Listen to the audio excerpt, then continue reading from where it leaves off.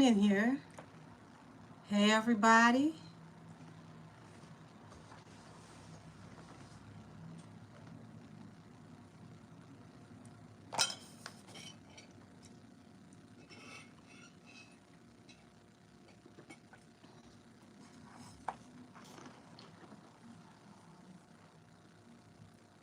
Give y'all a few seconds. While I wait, I might as well get everything together to go on station head.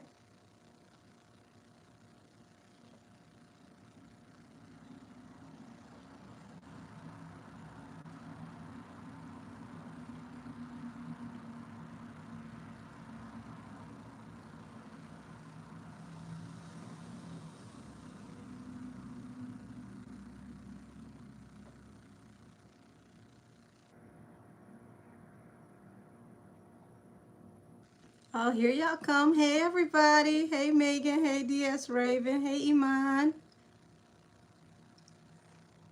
I'm getting everything queued up for station head.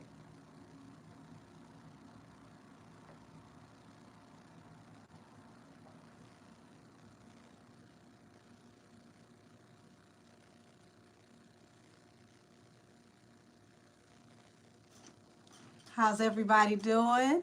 Hey, Cashmere. Hey, Kay Holiday. Hey, Kiki. Hey, Nisi Pool. Hey, Komika. Oh, you said what on the world? What in the world is going on with JT and Nicki? Yeah, so I don't like. Well, we can get into that. We definitely can tap into that tonight.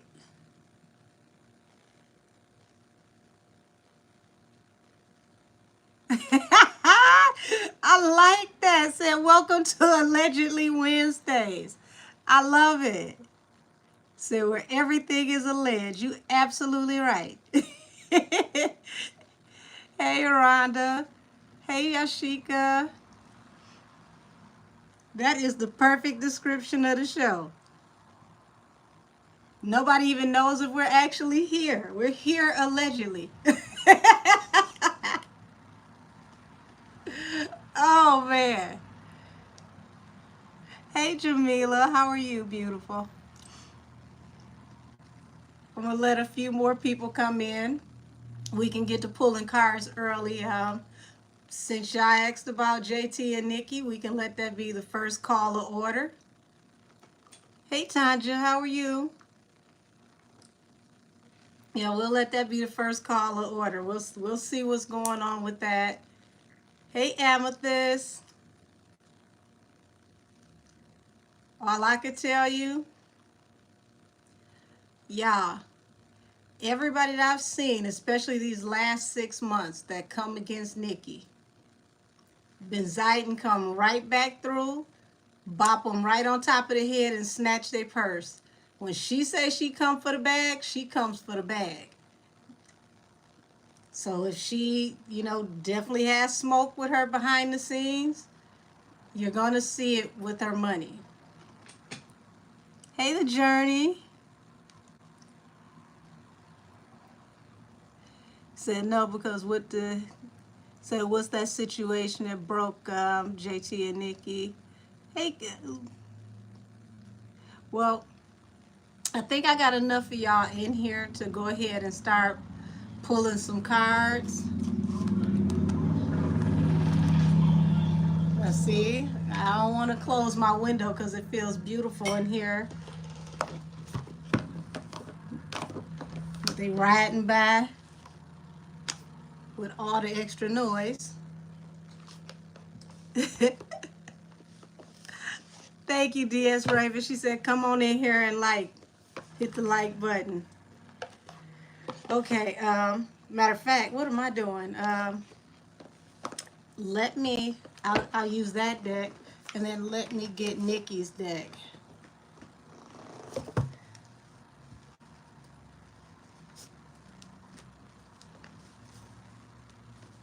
Hey, station head, how y'all doing?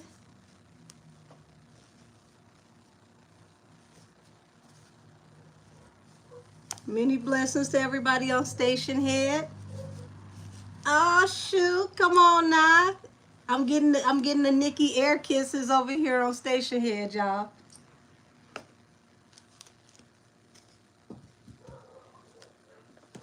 I'm trying to think which one should I go with first. Like, should I go with Nicki first or should I go with JT first? I'll let y'all vote. Should I go with Nicki first or should I go with JT first? Yes, the Barbie cards. Okay, I'm looking in both. I'm seeing one Nicki. Okay, I'm seeing a JT. I'm seeing a Nicki. Okay, so we neck and neck now. Okay, okay. I'm seeing more JT. So we gonna start with JT first, and we gonna close with the Barbie cards with Nicki. Yes, no more bald head fingertips. You are absolutely right. Y'all know I hate having little boy fingers, and it affects my shuffling. Believe it or not. Said Angel, rumor is JT supposedly signed up to Rock Nation, and we know how Jay is about Nicki. Hmm. Hey Hunter, how are you, beautiful? Yeah, I heard that earlier today. I will say, hey Isaiah, honey, how are you? I will say, y'all keep me up on things. Like my DMs stay popping, emails too. Oh Lord, hey Miss Zoe, not Elmo on fire.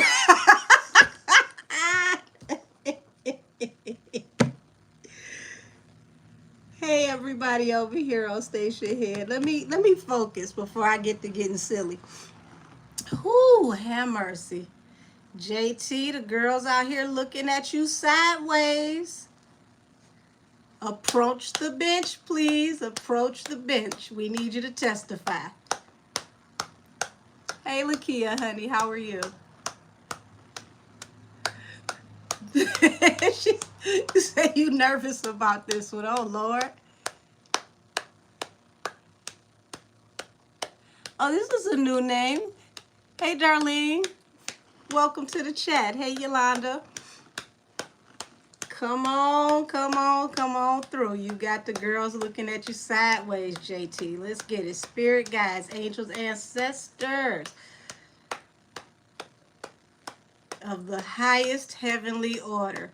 I need y'all to come through with the truth and all love, light, and integrity. Please hold down the petty just a little bit. All righty. Let's get it, y'all.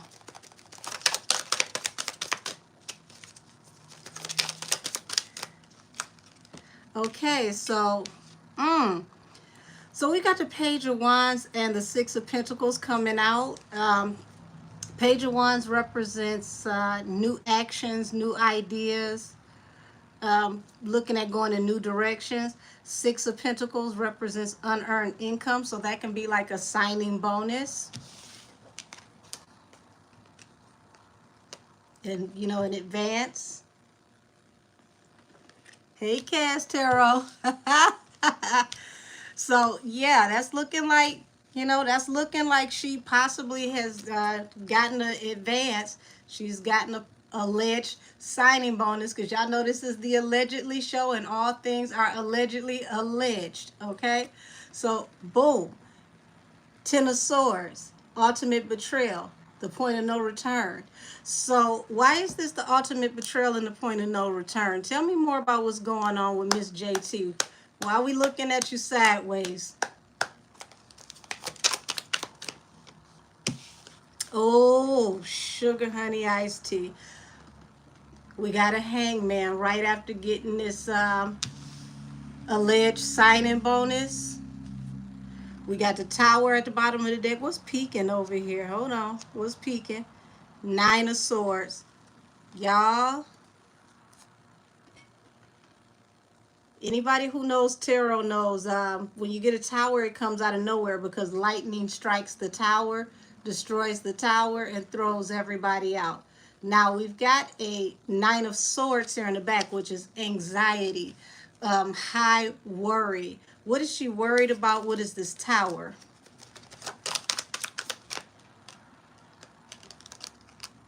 Okay, so we got the Seven of Wands coming out. And the Seven of Wands represents defending yourself, being defensive. Why is she defensive? Hold on, I'm moving this cord out the way so I got space, y'all. Why is she defensive? Okay, so she's defending. I had to look at the bottom of the deck. She's defending her actions because this represents large amounts of money, abundance.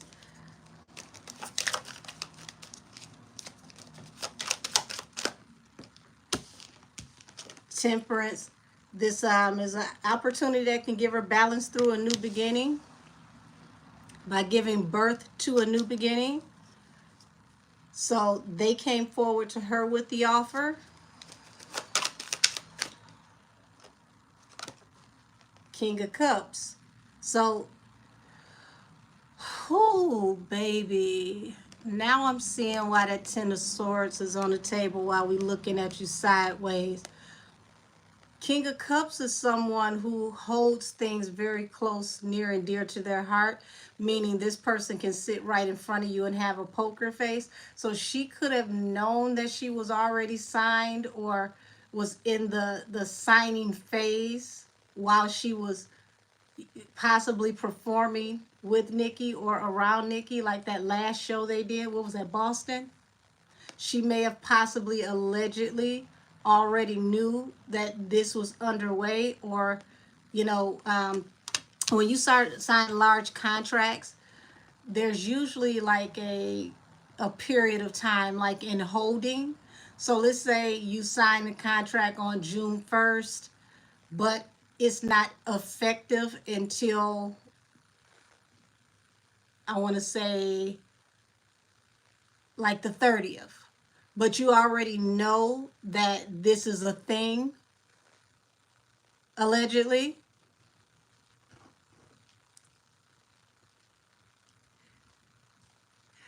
The new name is getting me. Oh my God, not Hot Flush Summer. Oh my God. Y'all, Queen of Cups, Wheel of Fortune. Okay, hold on. Queen of Cups, Wheel of Fortune. So the Queen of Cups is very intuitive. So how do we get the Queen of Cups in the Wheel of Fortune? Is this like Nicki knew, or she may have suspected? What is this? Don't clam up now. Y'all, the cards don't want to talk. Ain't that about a bitch? Page of Cups. What you sorry for? Well, damn. What you sorry for? Why are we apologetic? Y'all, my spirit guides over here being real petty. I literally heard the channel and said, don't be sorry, ho, be careful. Goodness gracious, what we sorry for? Wounded Warrior and the Hermit. So this is like retrospect, hindsight 2020, because the Barbs control what, 70 to 80% of the fan bases, and you know, female hip hop for sure. And this Nine of Wands is like someone who has been through battle after battle after battle after battle, and it's to see this, the Six of Pentacles, Page of Wands, and then the Nine of Wands. This is not going to work out the way she thinks it is, because the Wounded Warrior is somebody who has to fight and fight and fight and fight and fight over and over and over again, like rinse, wash, repeat. And I think this is like part of, you know, her being defensive. Like, you don't know what I've been through. I really had to fight for everything I got. You know, I fought and fought and fought and fought, and finally I had my breakthrough. But boom, this is where it goes downhill. The next card is the Hangman. And when you get the Hangman, there's a hiccup here.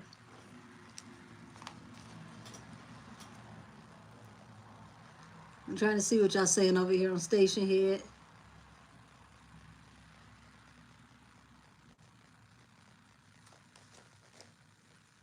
Okay, said JT is probably part of the people trying to take her down. It's been obvious since the beginning.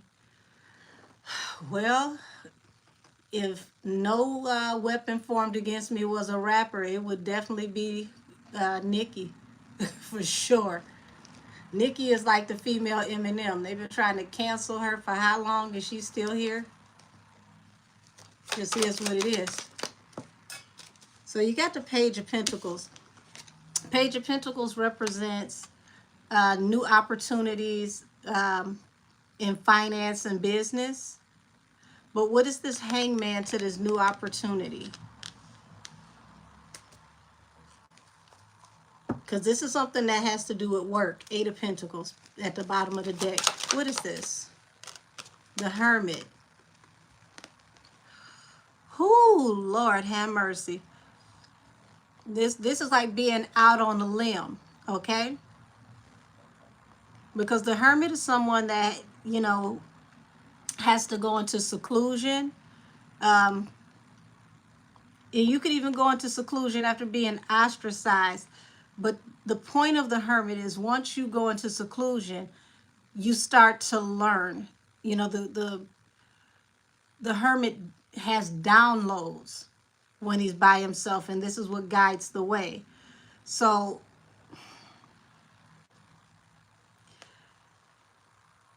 we need to see how and why this Hermit is falling out after the Seven of Wands, because that's being very defensive about, you know, your journey by yourself and the things that you learn by yourself so that you can get balanced through a new beginning. The Fool is at the bottom of the deck. You take a leap of faith. Oh yeah,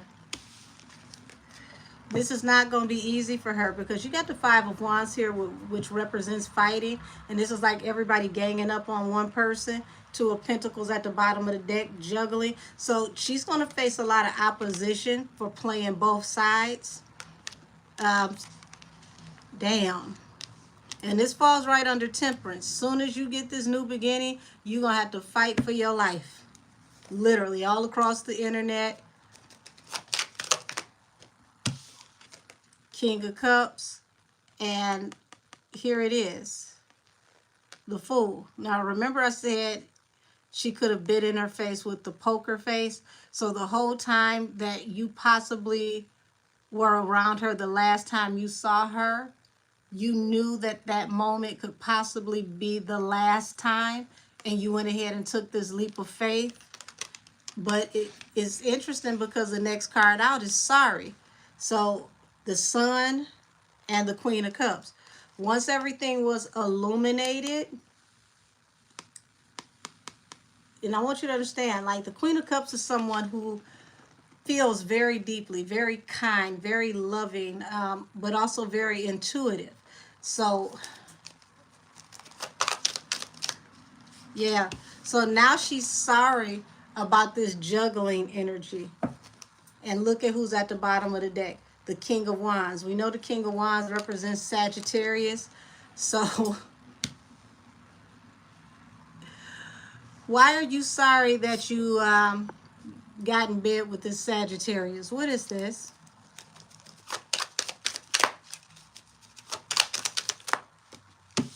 Y'all look at this. You see this? You just saw this at the bottom of the deck. I shuffled, and here it is. The King of Wands, the Sagittarius. Heartbreak at the bottom of the deck. You checked in the Heartbreak Hotel. Let's hear about it.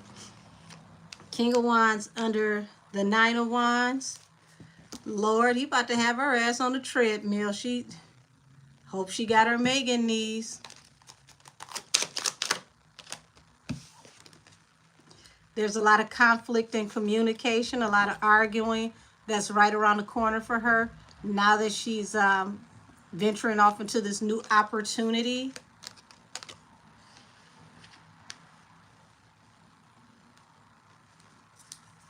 Chariot, forward movement. Y'all, Chariot also represents a time period. So if this paperwork was signed allegedly during Cancer season, which is the card of the Chariot, didn't I just say June 1st? By possibly goes active by the 30th. I literally said the time period, and here it is at the bottom of the deck. Cancer season.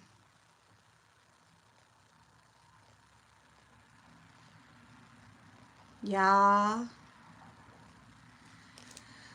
Whew. And now we got, look at here, y'all. Y'all see that? The Nine of Swords at the bottom of the deck. High anxiety. Because you really are out here by yourself now. And see this King of Wands, he knew you were going to be out here by yourself. That's how he got you on this treadmill. Because now you got to run for your life to make your money because you out here all by yourself. Literally and figuratively. He did it on purpose.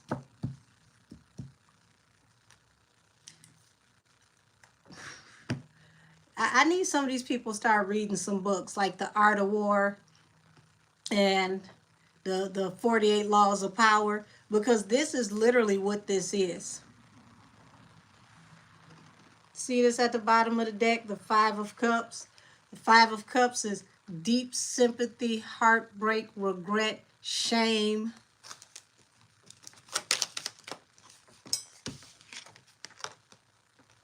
Hold on, let me cover this one up. Y'all know YouTube be tripping when it comes to our cards. The Star.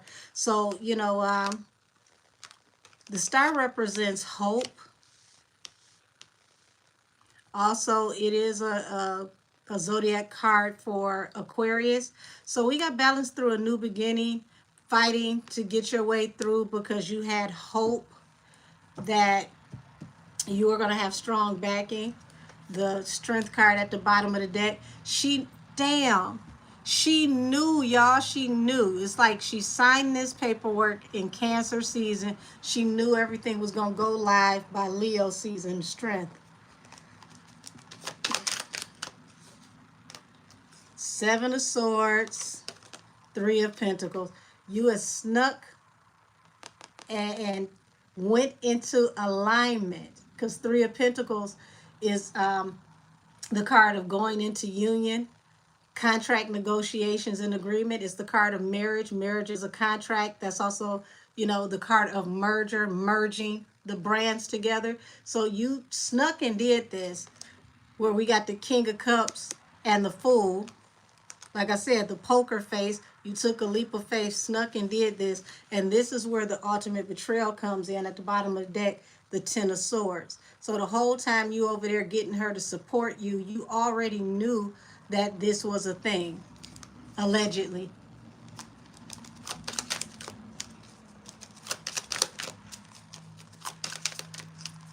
Oh, the card's sticking now, y'all. I guess I said too much. Woo! The Empress and the Four of Wands. So this going into a commitment, giving birth to, engaging in, okay? Because the Four of Wands also represents, you know, engagement, getting married. Yes, the Empress is the card of fertility and pregnancy, but this is like giving birth to, bringing things into fruition through this contract negotiation and agreement. And this falls under the Page of Cups and the Two of Pentacles, which is being sorry for playing both sides, being two-faced, juggling opportunities.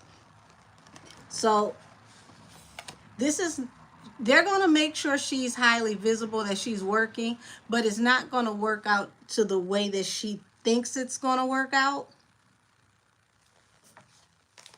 Why is it not going to work out the way she thinks it's going to work out? Damn it, damn it, damn it, damn it.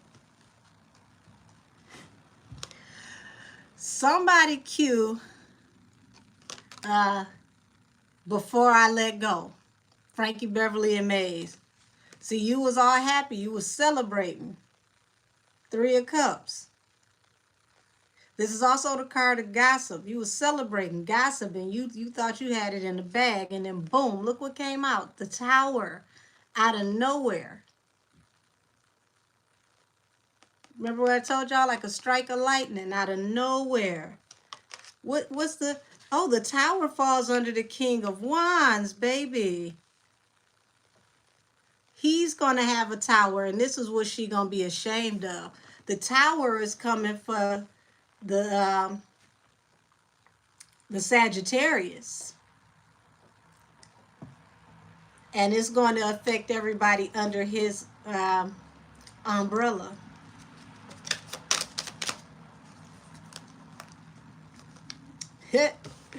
King of Pentacles, which is like the businessman, the father figure, the provider. Okay, also the card of the husband.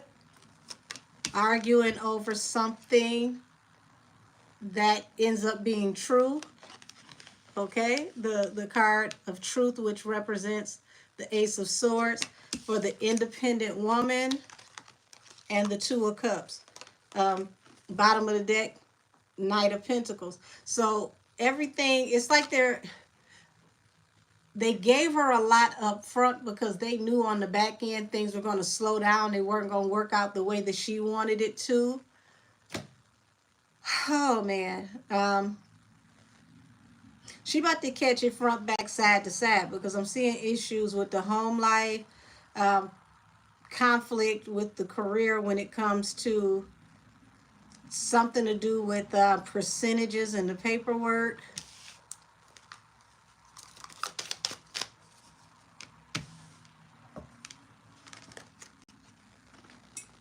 So, interesting enough, you got the Three of Cups here and the Ten of Cups.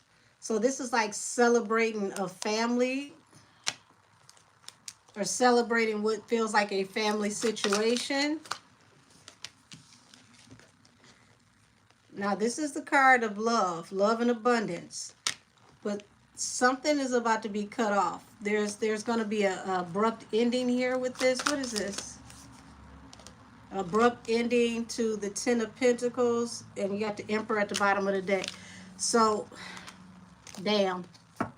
I'm going to tap out of this energy because we just want to know about what's going on with the possible alleged signing to Cop Nation. I ain't going to get all up in her family life and business.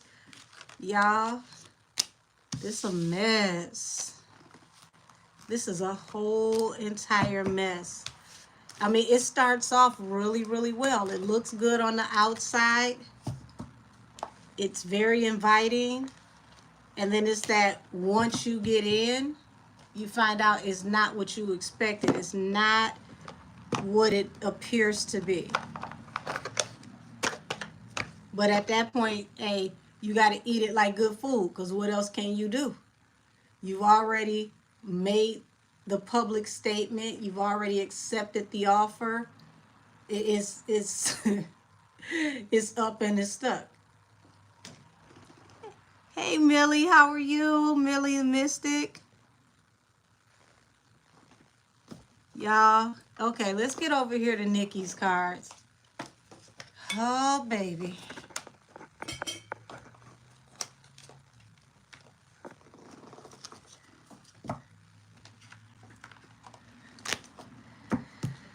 Whew. Hold on, let me clear the energy on my hands. Lord. Okay. Let me clear the energy on my hands, because this is a bit much.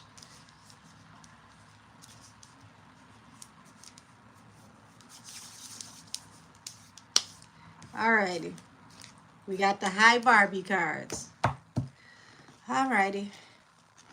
See what y'all talking about on Station Head.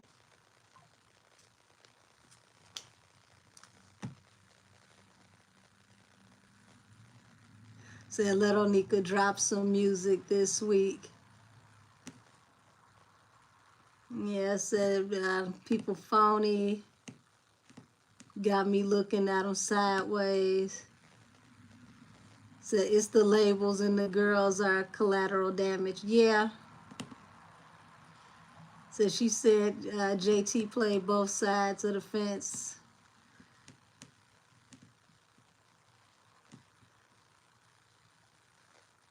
Yeah. Okay.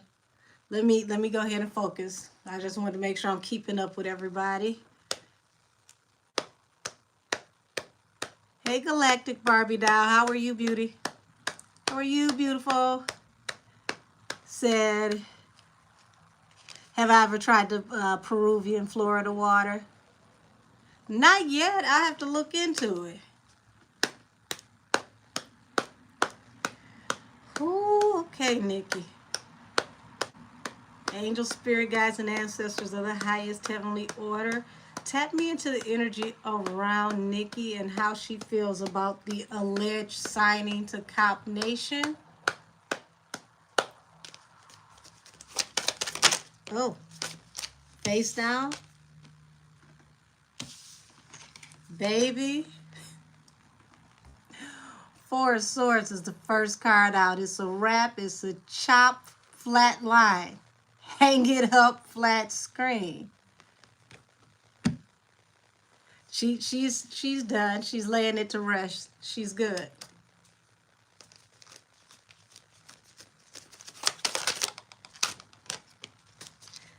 Seven of Wands.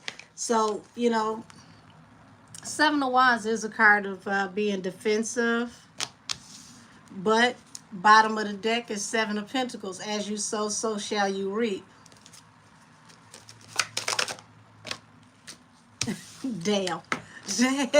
Damn, Gina. The devil. Okay? So the devil comes out and she's laying this to rest. You know, she is in her feelings about it. She does feel a little defensive, but they're about to bring Nicki out her bag. Because for the devil to come out and the Knight of Coins at the bottom of the deck, this is like, you know, somebody's toxic, obsessive, but it's not going to pay off. Things aren't going to move as fast for you as you think they are. What is this? Oh, shoot, y'all. Now, remember in JT's part of the reading, the Page of Coins was in the upright. It's like Nicki's very intuitive. Page of Coins literally flipped out my hand and landed on top of y'all over here at Station Head in reverse. So she doesn't see the opportunity working out, but she's going to fall back and watch. Page of Swords at the bottom of the deck. Why don't you see this working out? Okay, so the Fool. Okay, so she knew she just jumped into this because, you know, the Fool is someone that's impulsive. They, you know, they go into things and sometimes they don't look before they leap. They just jump right into it. You got the Three of Pentacles, which represents, like I said, contract negotiations and agreements, going into a marriage, marrying brands together. Queen of Swords. So Queen of Swords under that is very interesting because the Queen of Swords is not quite, she's not the one that's gonna sugarcoat a situation.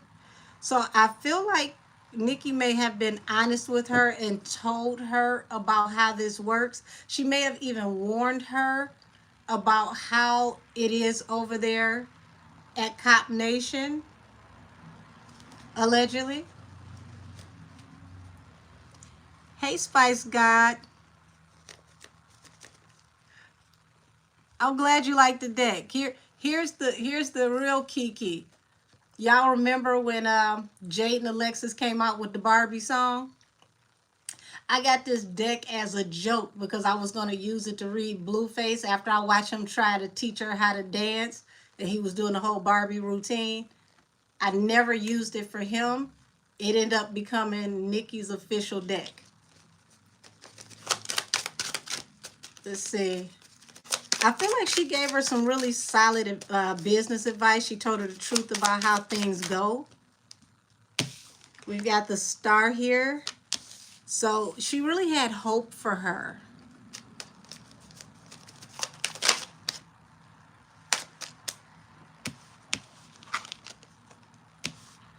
Hey, it's Trisha. Yeah, Two of Pentacles. Okay, so she sees her as Two-Faced because Two of Pentacles represents playing both sides of the fence. It represents juggling, and this is why she's laying the situation to rest, falling under the Four of Swords. What is this other one that's face down? The Lovers, because of this choice. The Lovers represents choice. There's also the card of Gemini, which is considered the sign that can be two-faced or behave bipolar. So either way it goes, she's like, you know, you played both sides of the fence and you were two-faced, and I'm laying this situation to rest. Wheel of Fortune at the bottom of the deck. So they may have actually talked business. Nicki may have been trying to get her signed to her label, and she may have been telling her one thing while she was going over here courting them and signing up with them, and never told Nicki, allegedly.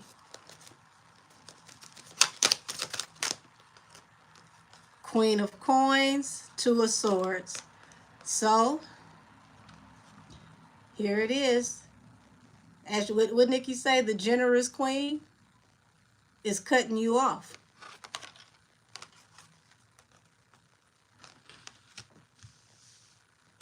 And this falls under the Seven of Wands, the card of, you know, standing up for yourself, being defensive. Six of Coins at the bottom of the deck. So that's also like, you know, you cut me off for this advance. Tell me more. Tell me more. Oh, shoot. Wait a minute. Page of Cups in, oh, shit. Page of Cups in reverse. Apology and access denied. And this is falling under the Devil. See, the Devil is someone who's toxic, someone who is obsessive, but the point of the Devil, especially in the upright, is someone who is toxic and obsessive and compulsive intentionally. So she's not accepting her apology.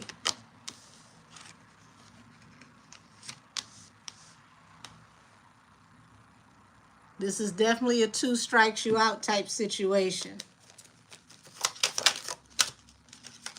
What is this? Yep, the Death card. Transition through a final end. And it's falling under the Page of Coins in reverse.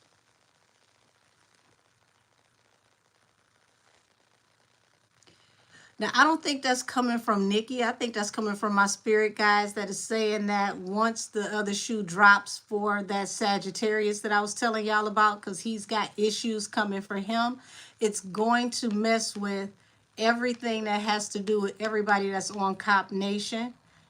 Death, it is something big is coming, y'all. And whatever it is, it's going to cleanse the land.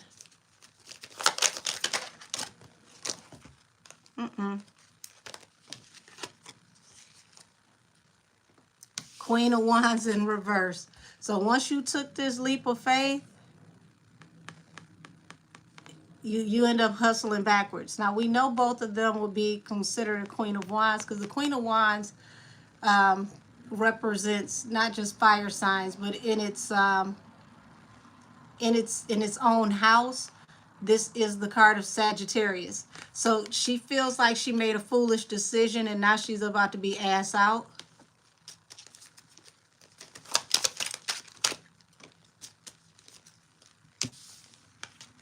And you know, the Star, which represents hope, and even when it comes to career, she wanted to be a star. And you've got the Three of Pentacles. You know, you went into collaboration, committed to this other company to become a star. Three of Cups. Celebration card, and like I said, the gossip card. We found out about this through gossip, third-party channels. So, damn, yeah, I don't think Nicki found this out from her. I think she found it out like how we found this out. It came through a third-party channel.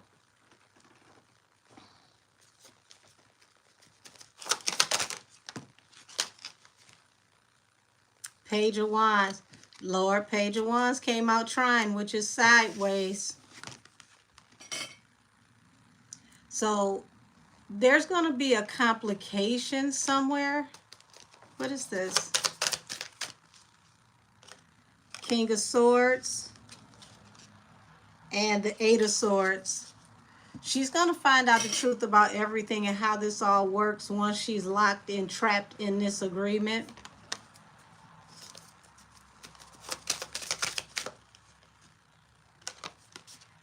Okay, so, you know, this is, you know, JT being defensive, defending, you know, her actions. We got that King of Cups. Remember, you know, she was poker face, stoic, you know, keeping everything close to her chest, wasn't saying what was going on, you know, didn't let her know that she was making this decision, even though she was, you know, out and about doing shows, you know, pretty much benefiting off of her likeness being around Nicki.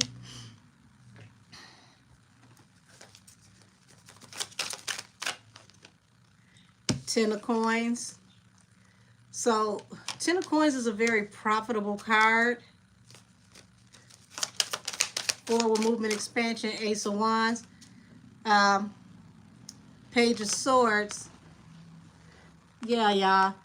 She found out more so like we did. She saw this in social media like we did, allegedly. And the Wounded Warrior at the bottom of the deck. She was greatly hurt, but she like, I'm going to keep on pushing on. It is what it is. You know, that's what you decided to do. That's what you decided to do. But I thought, pretty much like I thought we were better than that. You could have been honest and still did you.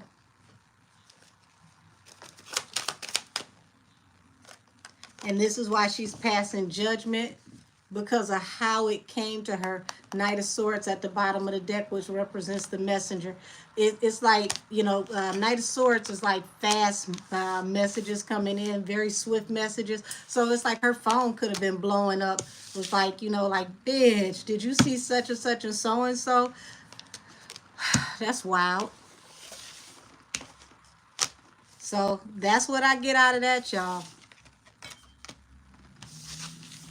Let me clear the table so I can read some of these comments. Now we know why the girl's looking at JT sideways.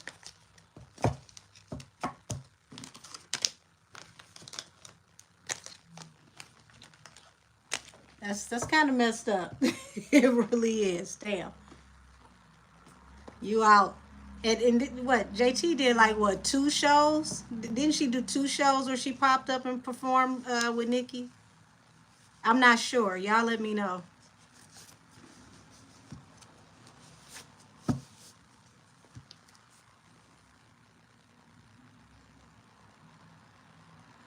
Okay, let's see. Jelly Jams. Okay, hey, sweetie. Said, can you check Keith's, Marquis' intentions towards Nicki? He gets involved in a lot of mess, and it's attached to himself. And it's attaching himself to her. While the energy is still piping hot, let me go ahead and see what's popping. All right, Quees, what's good? What's good? What's hood?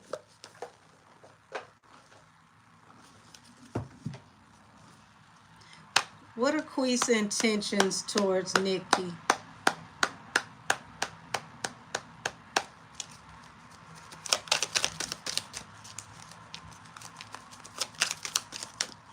Oh, come on now. Card sticking. Somebody don't want to talk. Give me a second, y'all.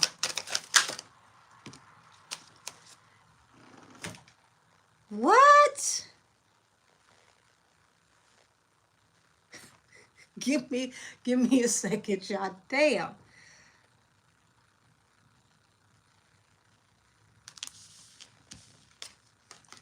Six of Pentacles, unearned income you don't have to work for.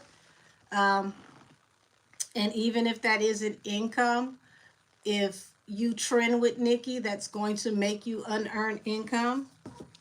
Your ships coming in. 3 of Wands. Oh, Lord.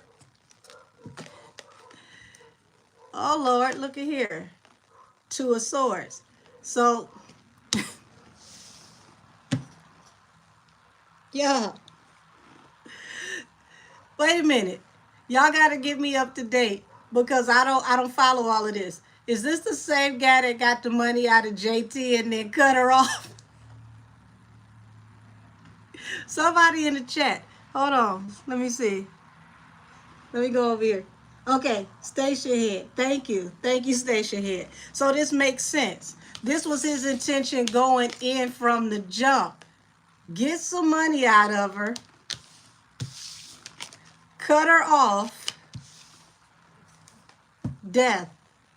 Final transition. Not messing with you no more. Ashes to ashes, dust to dust. So he went in with the intention to get that money out of JT, knowing that he was gonna cut her off and he wasn't gonna mess with her no more. This was this is like espionage. Damn. Okay. Okay. He he knew he was gonna get JT and he was gonna cut her off. Allegedly. Let's keep going. Five of Five of Pentacles just tried to jump on my hand, Hangman. So he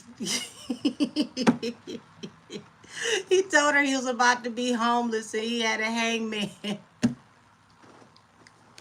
Ooh. Okay, so this is how this rounded up. Once everything was illuminated, okay,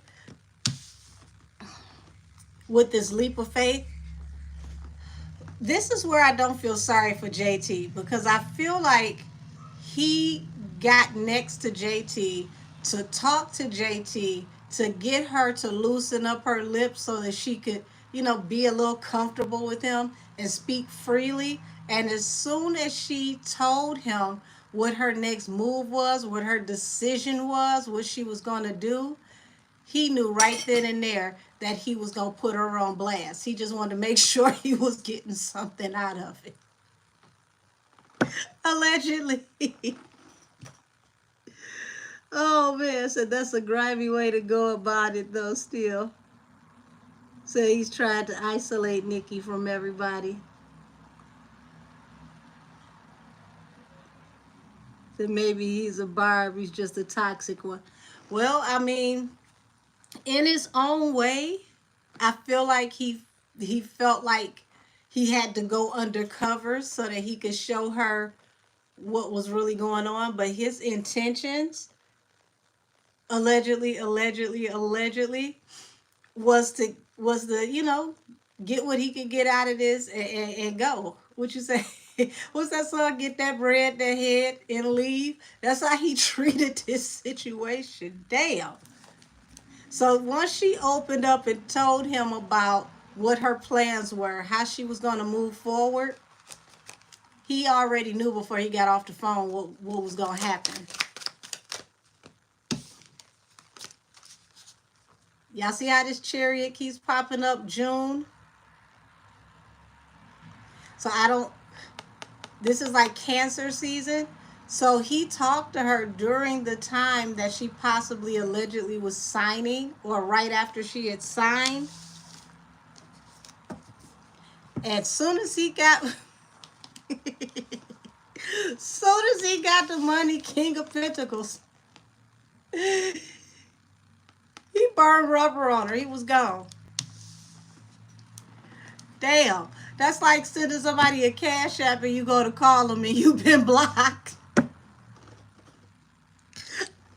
I did not expect to see this pop out this fast. Oh my gosh.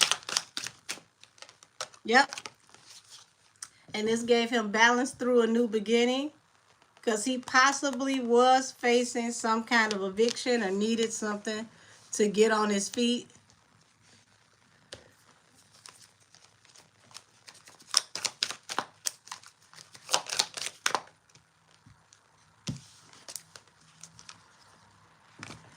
So this can go two ways, because here, not remember y'all kept asking what was she gonna be sorry for. Here's the Page of Cups, which is the card of apologies. And now it's like shame, humiliation, regret, remorse. So had she not told him, this wouldn't have even been out in the open. Not yet. And this, yep. Come on, motorcycle, go by. That's him burning rubber with his cash app. Oh man, y'all see this? The tower came when he decided to expose her from being two-faced, playing both sides of the fence. Two of Pentacles falls under that tower. What is this that fell face down? So here's the actual messed up part about it. JT really did like him. She was feeling him. You know, she liked him as a person, because this is the card of love. And it falls under the Six of Pentacles. And this is why she gave him the money, because she really did sincerely, like him, or she was sincere about helping him so that he didn't end up in dire straits, possibly homeless. And she got it, Queen of Pentacles. Yep. Ten of Swords falls under the Two of Swords. So she saw this as the ultimate betrayal, that he would cut her off and expose her and then skate out on her after she helped him have balance through a new beginning. And now she's sorry, because the tower came when he exposed that she was playing both sides of the fence. And look at this, the bottom of the deck, Ace of Swords. This is the truth, allegedly.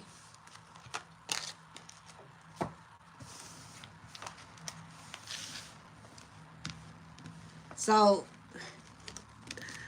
here it is. The backdoor queen got backdoored.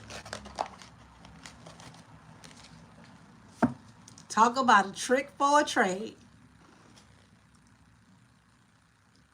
Said now she know how Nicki feel to be used and tricked. Yeah.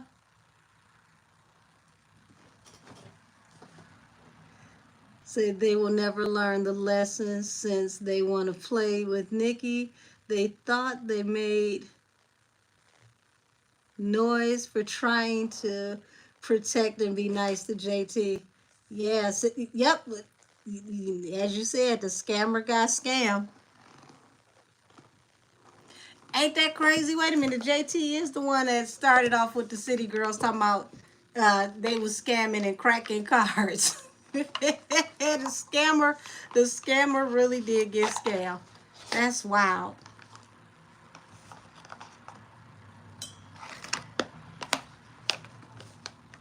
Yeah, yellow brat. That ain't it, Tito? Ooh-wee. But here's the thing. If you knew that he was a barb, and this is just being honest, you knew he was a barb, why on God's green earth did you tell him anything like that? If she was going to find it out through a third party, it should have just came out in the media, because it would have still had the same effect. It was going to be a betrayal one way or the other. Why would you tell somebody who is a devoted follower that type of information? It doesn't make sense to me. Yep, said just to play the devil's advocate, shouldn't Nicki have maybe some paperwork or contracts in order first before helping these newer girls to avoid getting played? I mean, it would be a good idea. It definitely would. I think at this point, it'd probably be a while before she helps anybody else. Me personally, after how everything went the first time around with JT, where she had to make her apologize, I would have accepted her apology, but I would have never let her get back in the fold that close. Because, I mean, sometimes you just got to take it as you said what you said, and now I'm on what I'm on. Hey, Nicki's World said her ill intentions exposed her to the rest of us. Yeah. Hey, circumstances never mattered.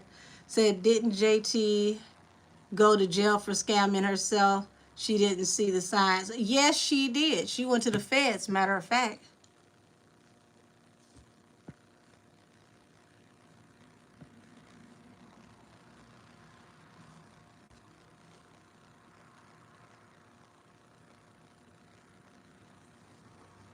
Let's see. Hey, DeMarcus' mom.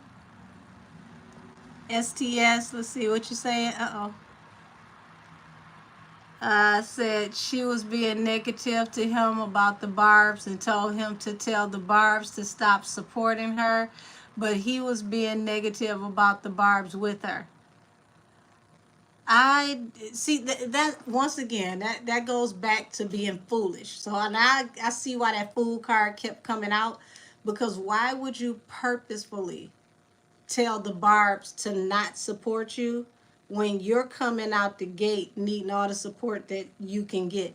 You have no idea who all in the industry, let alone, the fan bases, are Barbs.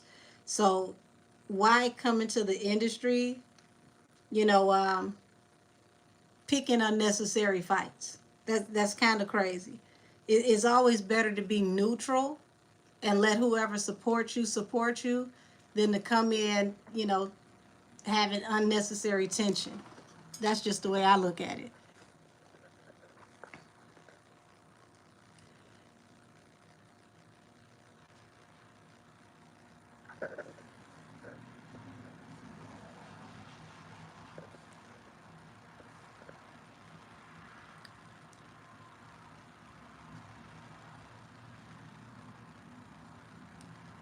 Hey, angry and educated. Let's see. I'm reading y'all comments so I can get caught up.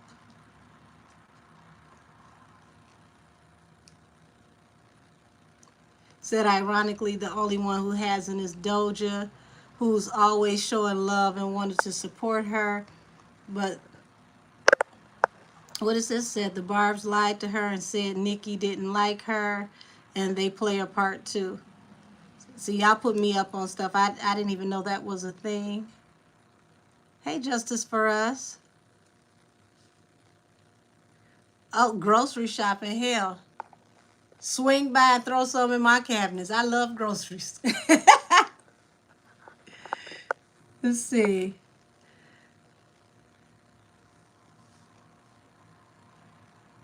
Okay, I think I'm pretty much caught up. Y'all said she had paperwork with Ice Spice and Sexy Red. And Sexy Red switched up. Oh, Lord. Said maybe the only loyal people to Nicki would be people who aren't rappers, like singers instead. I won't say that. I think that there are people that will be loyal to Nicki, but at the same token, um, it's a dog eat dog competition, and y'all got to realize that these girls are not making the money that the rap girls used to make, let alone what Nicki is currently making. Music is not making the money it used to make, hands down. So, when you got people out here that are, you know, scavenging, it looks good, when you taking pictures like this, holding money, or you walking around with this expensive handbag. But for the most part, a lot of these people, excuse me, somebody must not want me to say this. A lot of these people are robbing Peter to pay Paul. They have a whole borrowed lifestyle. They really don't have it like that.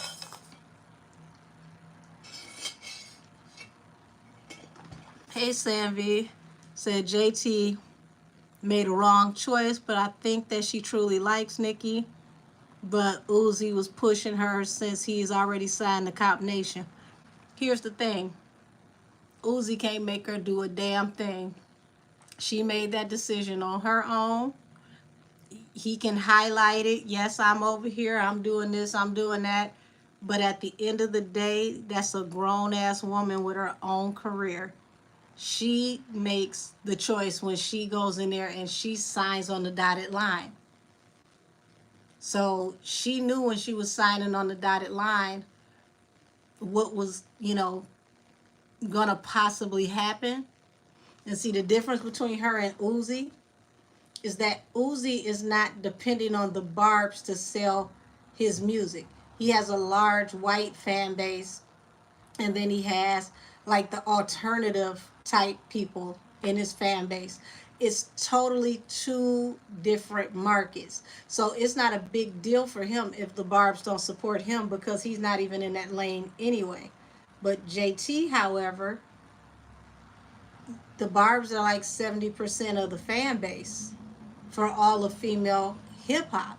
So it's a different dynamic for her. So yeah, you can listen to him all you want to, but he probably wants you to be a crash test dummy so that you can go sit down and be at home and be a housewife and get married and have to retire anyway. So I don't think she looked at the bigger picture with that one.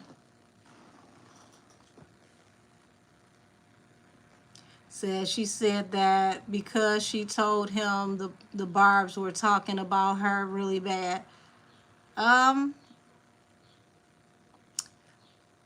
to be fair, the Barbs really don't like too many people outside of Nicki, so I don't know what she expected.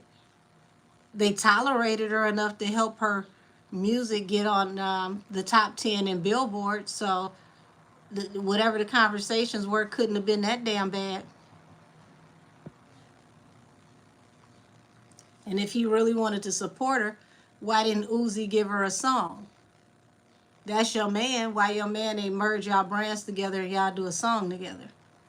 That's more of a support than to have you come over there to sign up to Rock Nation knowing that everything can flip upside down for you that's not going to affect him. See, that's where you got to hold yourself accountable for putting on your thinking cap.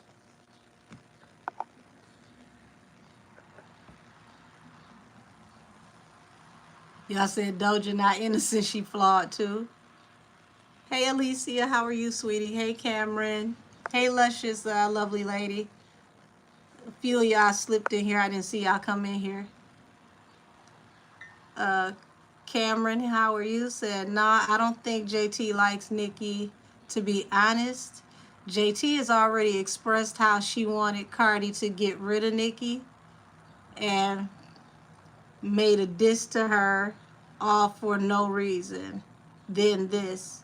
I never knew she wanted Cardi to get rid of her. That was a pipe dream because how was that supposed to happen? Cardi couldn't even get rid of Bia. So do you think Uzi played a part in her decision? Um, she could say that, but I still hold her accountable. Relationship or not, you are still 100% accountable for the decisions you make when you put that pen to the paper. Now, if you put that pen to the paper and you decide, hey, this is the best deal for me, I'm going to do this for me, then so be it. Cool. But don't make a decision because you say somebody else encouraged you to, and then that person doesn't have to pay the consequence of that decision, and now you're out here ass out. You got to stand on business no matter who encouraged you to make the decision because it's your decision. You're the one that got to carry the weight of this, the brunt of it. He doesn't have to be bothered with it. All he gonna do is hold her and woo woo. Oh, baby, don't worry about it. Take your lashes off while you're crying. That's okay. You can stay home. Daddy will take care of you.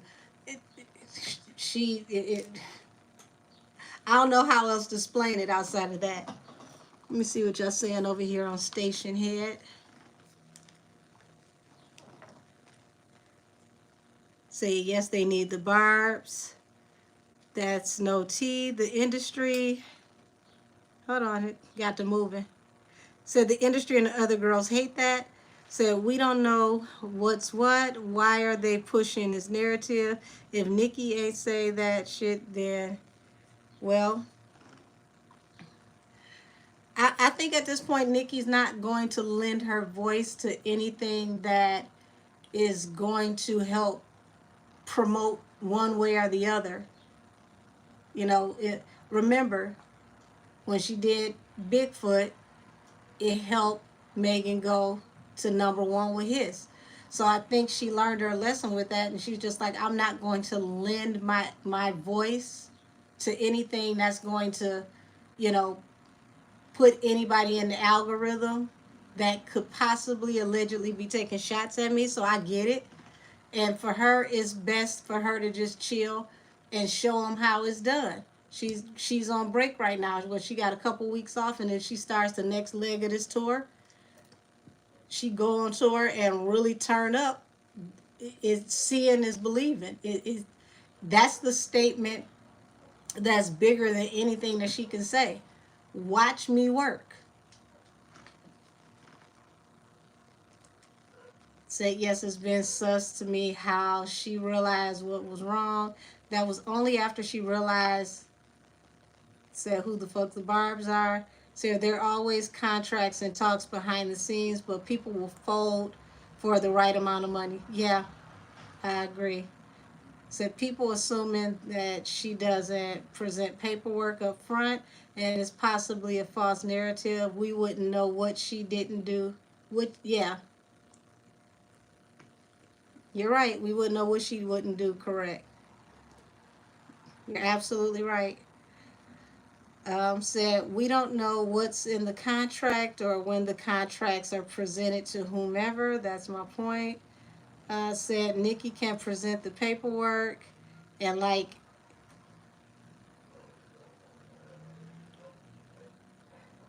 sorry, y'all, got a text that came through. Um,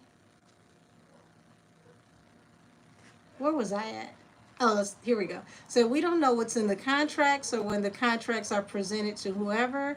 That's my point. Said, Nicki can present the paperwork like any other offer, and in the party can be seen with Nicki and delay signing. I think we can have a discussion. Well, y'all, how about we just don't argue? It don't even matter, because with none of us in the room when some paperwork got signed, at the end of the day, Barb's have been, moving with this blackout, and that blackout is detrimental to the artists that come against Nicki. It really is. When the Barbs do a blackout, the other girls don't sell. They don't, they don't stream like they used to. They're not played in the rotation on the radio like they used to be, unless their label has a marketing package and they're willing to pay to keep them in rotation. So all I can tell y'all is it's really underhanded, though, to be up under somebody and then go sign with the op, because let's not forget, they've been really, really, really messing with Nicki from over there at that other side. And she knew that, just like we all know that.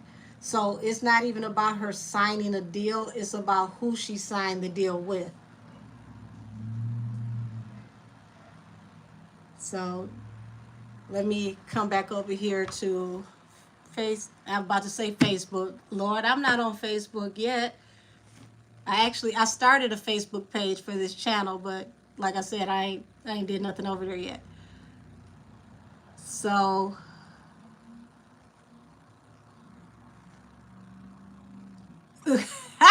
damn.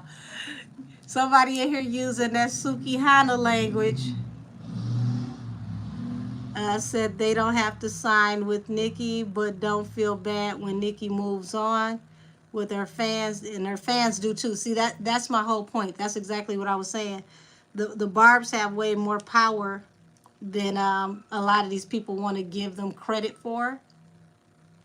Oh, well, let's get you out of here. There we go. Let's block that one.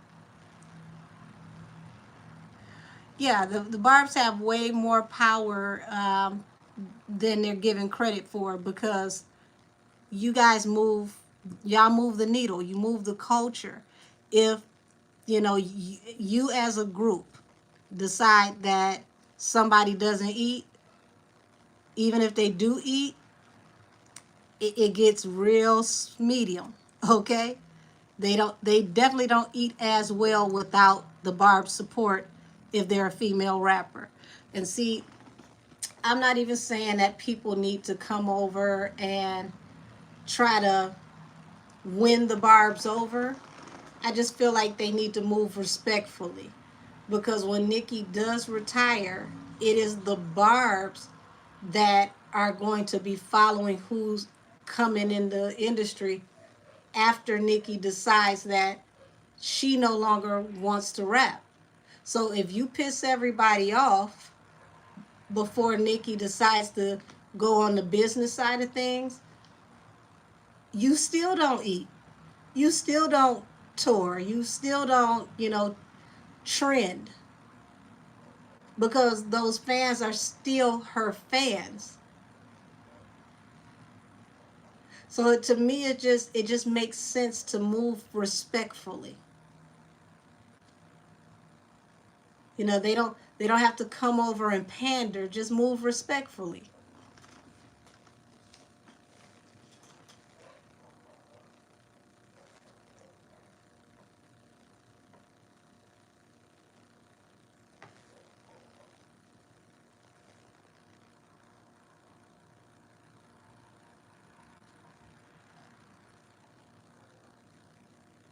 What is this? It says, if that's true though, none of these girls would have #1 records or diamond records. LOL. These girls have their own fans. Well, Cardi does. Um, I can tell you for a fact that things can be manufactured due to budgets. So I don't know, how new some of you are to my channel, especially my station head. I used to work behind the scenes. I was the one that would draft up your paperwork. And I know for a fact that marketing packages help to get people awards, and it helps to get people in RO for the radio station, and it also helps to get people streamed on your larger streaming sites, because it's no longer called payola. It hasn't been called payola in a very long time. When it's on the corporate side, it's called a marketing package. And depending on what the label wants to spend for your marketing package, will let it be known how big your career possibly can be. Now, when they, get the Grammys together and certain types of awards, those streams count, the sale of your merch counts, your ticket sales count. I don't know if y'all know this, but the music videos that are on YouTube, every time they play, they count towards your Grammys. So when you see, commercial breaks come on YouTube and it's a music video, that's because that's a part of a marketing package.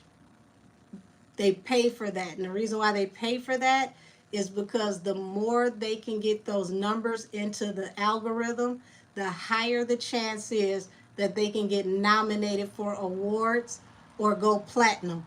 All of that stuff counts towards awards, and it counts towards going platinum. And it all starts off with marketing packages. Um, Nicki has a solid fan base. Most artists can't do what she's doing right now, which is put out an album with 0 videos. There are no visuals at this time. And it's still doing better than the majority of the industry. So you got to realize how much money goes into this and how much influence behind the scenes backs a lot of this stuff. Like I said, I was the one who would draft up your paperwork, the one that would make sure that all parties signed. So I can tell you how this works. And even with Cardi going diamond, Baby, please believe that was a hell of a marketing package. That's why she can't go paperclip right now, because they did not re-up on her marketing package. And that's facts. She does have fans. She has faithful, loyal fans. But you're seeing what her actual fan base is doing versus what happens with that boost from the marketing package.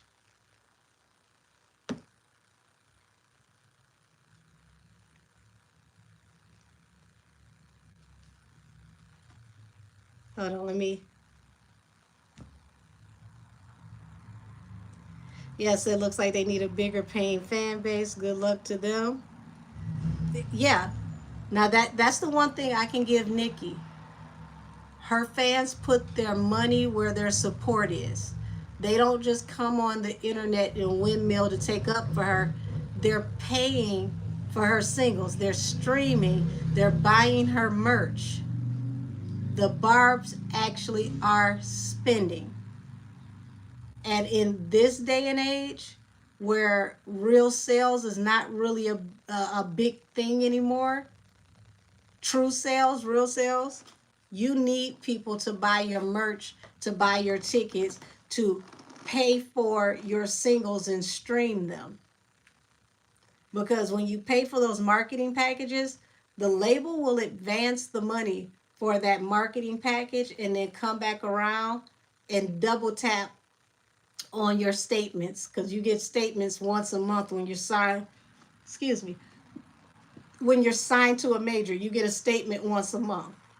So by the time you get that statement, you have so many things that have come out of that statement, from, travel, food, like I said, the marketing package. If you're in a hotel room when you travel and you use the phone and call somebody that's not inside the hotel, you you pay for that. You get a bust down watch or a chain with the name of the label that wasn't given to you. You pay for that. All of that comes out of your statement once a month. And a lot of these artists get their statement, and that statement is in the red. And then they got to go out and tour. They got to go do the club dates so that they can make money until they get out of the red. Let's see, what are y'all saying? Said, if it's as easy as being bought, every artist, well, baby, listen, you're talking to somebody who worked in the industry. We're not talking about, little penny ante ass money that you can, go get a Birkin with. We're talking about people inside the industry who have $1 billion worth of shares in companies. And those people who have those shares in those companies don't just let independents come and purchase. It is a brotherhood for a reason. And within that brotherhood, they have the gatekeepers, and the gatekeepers are the ones who make the decisions what is going to be invested in those marketing packages. No, all these labels do not have money. Who? Let me see. Who are you? All these labels do not have money. That's the thing. Labels are going broke right now. Why you think they got so many people coming for Nicki's head?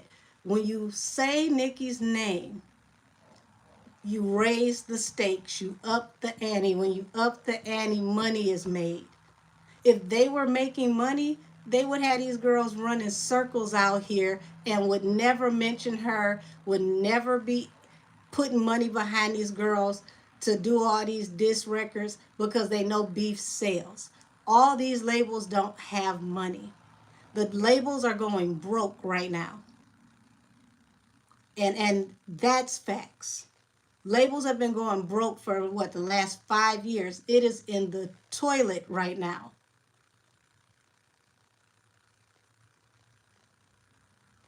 Now you tripping, talking about Atlantic isn't that big of a label. You really don't know what the hell you talking about, baby, and I'm not even trying to be rude. I'm not even trying to be rude. You have no idea what you're talking about when you say Atlantic is not that big. You don't understand how the industry works to say Atlantic is not that big. Atlantic was big enough to go out and search and scour until they found someone to be Nicki's competition. See, you're speaking from a fan standpoint. If I showed you my actual social media from the entertainment business, half the people who did production on Cardi's album are my Facebook friends. Atlantic dropped a major bag.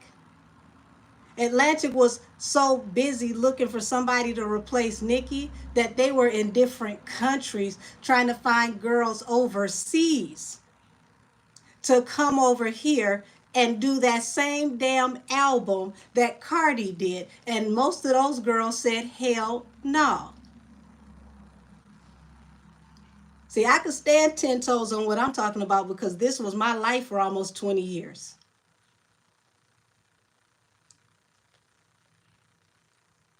Do you know how old Atlantic is versus Republic? First of all, let me explain something to you. You talking about, do Atlantic have more money than Republic? Look at the rosters between both the labels, okay? You got to look at who's making money between both the labels. You got to look at how long Atlantic has been around before Republic. You got to look at who's the cash cows on Republic versus who's the cash cows on Atlantic. Cardi literally is upside down because of what they spent on her versus what she put out. Taylor Swift can really right now go out and do her own label. She don't even need to be on Republic. Have you seen the type of shows that she go out and do? You don't know the business. You out here windmilling for no reason, sweetheart. You talking about Republic got all the money makers. See, people that are on Republic that are making money are people that would make money whether they're on Republic or not. Nicki can leave Republic right now, and is that gonna stop Nicki from making money? No, it's not. Republic ain't putting no money behind Nicki's videos.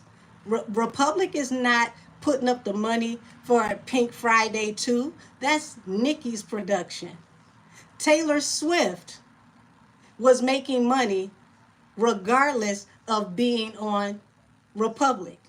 After Scooter Braun robbed the dog shit out of Taylor, Taylor went and re-recorded all her music and made her money back. You got to know how this works. Hell, how much money do you have to start a label? Have you ever had one? Do you know how this works? Do you know how much the paperwork costs? I bet you don't. I bet you don't. You windmilling in the middle of the street about to get hit by an 18-wheeler. You talking to me as a fan. I'm talking to you as somebody who actually was the one printing up checks and doing the paperwork. You and me ain't the same. Now, I'm usually humble. I'm nice, but don't play with it. I can talk my shit because I can stand on it.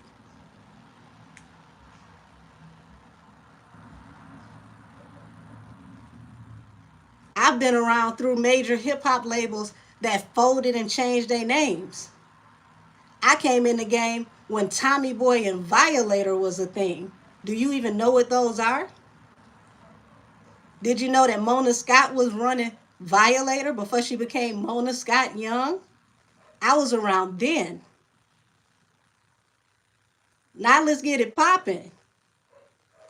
Let's really get it popping.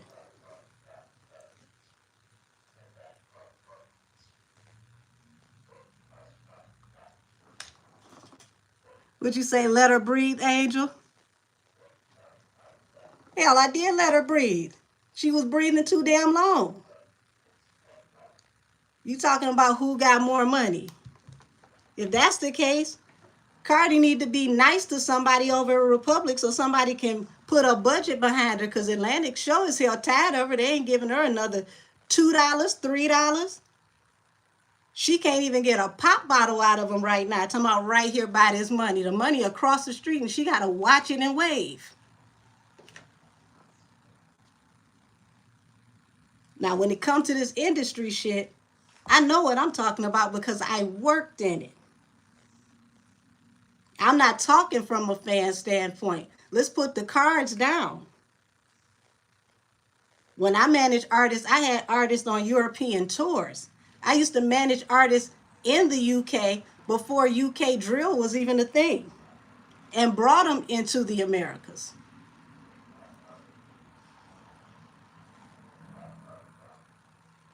I've never had a female artist. I've had all male artists.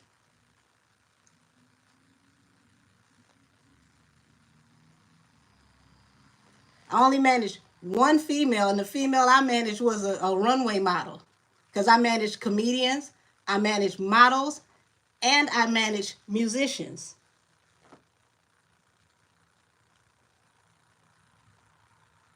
I started managing when people had two ways.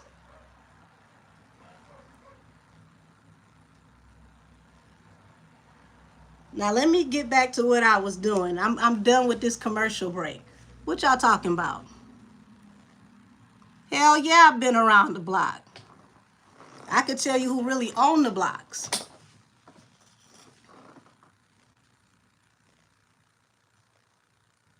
I was behind the scenes when they first started putting the distribution money behind the Southern record labels, when they started watering the music down. I've been in some rooms you wouldn't even imagine, sweetheart.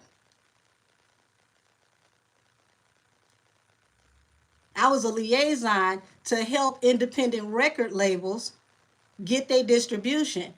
I would go out, help them set up their company, make sure they knew how to use their distribution, make sure they knew how to get their stuff in the mom and pop shops. That's how far I go back. Make sure they knew how to get their stuff on the radio. Make sure they knew how to get in the DJ pools. And all of that was because when I was done, the record label can come back and sue them if they misappropriated their advance. So I know what I know. See, because I'm always nice and I'm smiling, people want to test me. It's a reason why I was able to sit in those boardrooms. I'm vicious when it comes to that paperwork. I never had an artist that got jerked. I had artists that was in the movie 8 Mile. That's how far back I was managing.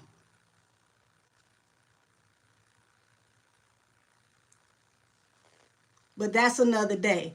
Y'all give me something else to read on.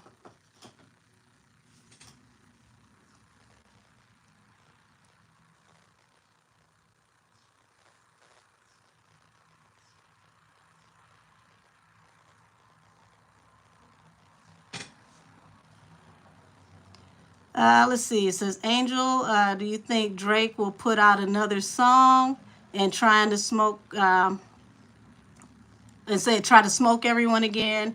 Because he's still playing games on his Insta story.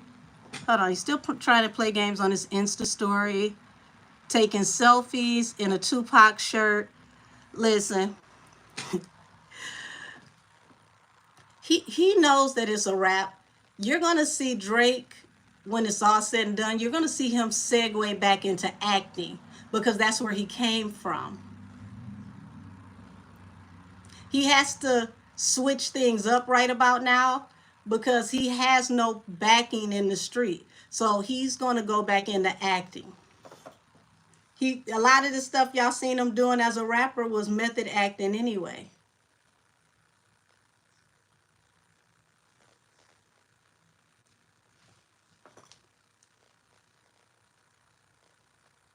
Said, you know what? He posted up with 50 Cent. See, 50 Cent is calculated. So if anything, he's probably either going to build a show around him, or he's going to have him, do a role. Remember how he even brought Eminem in to do, White Boy Rick? 50's very smart. He's very calculated. Speaking, yeah, I can't wait. One of these days, I can't wait when I merge everything together. I'm gonna do a live one day with a few of the people that I still, because I still do consultations as far as like for contracts and whatnot. I'm gonna go live one day and I'm gonna show you guys the other side of my life so you can see what I do. Oh, thank you. I appreciate you. That's very kind of you. Thank you so much.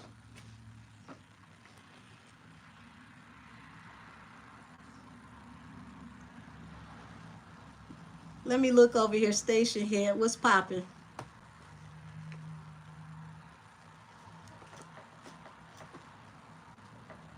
It said a 360. Hold on, it said a 360. Now that's a hell of an analogy. So the 360 is a pimp and hoe relationship. The girls lay down and the labels get paid, cut them off just enough to live off of. Yeah. But see, the 360s are getting way more interesting because the labels are making less and less money. So now the girls are really getting out here hustling because the labels are finding newer and better and creative ways to, take their money off the top. So when you see these girls go on these big tours or you see them go do those festivals, it's because now the label is sending them out because they're getting the cut out of the merch and they're getting the money out to touring as well. And the money that they're getting out to touring is getting higher and higher and higher the bigger the shows are. So yeah, you get the visibility. It looks great in the vlogs, all of the above, but you're actually better off working the chitlin circuit doing the smaller shows because promoters can, pay you whatever, you know, upfront the 50% wire it to you, give you the rest in cash, and you go on about your business. The chitlin circuit people, believe it or not, they make more money. I mean, look at, if you go back to like old school, look at Aretha Franklin. Y'all, Aretha was so gangster that she would come out on the stage with her purse and they had to pay her all her money in cash. So nobody ever knew how much money she was making. And she had hers like this. It wasn't no canceling no checks. It wasn't no, we got to work it out. No. If you paying me 70,000, I want to stand right here. I got a money counter. I got my security right here with with they straps and whatnot. We gonna count my cash right here, and I'm going on the stage with my money in my purse. And she did that for years. Oh, thank you. I appreciate you.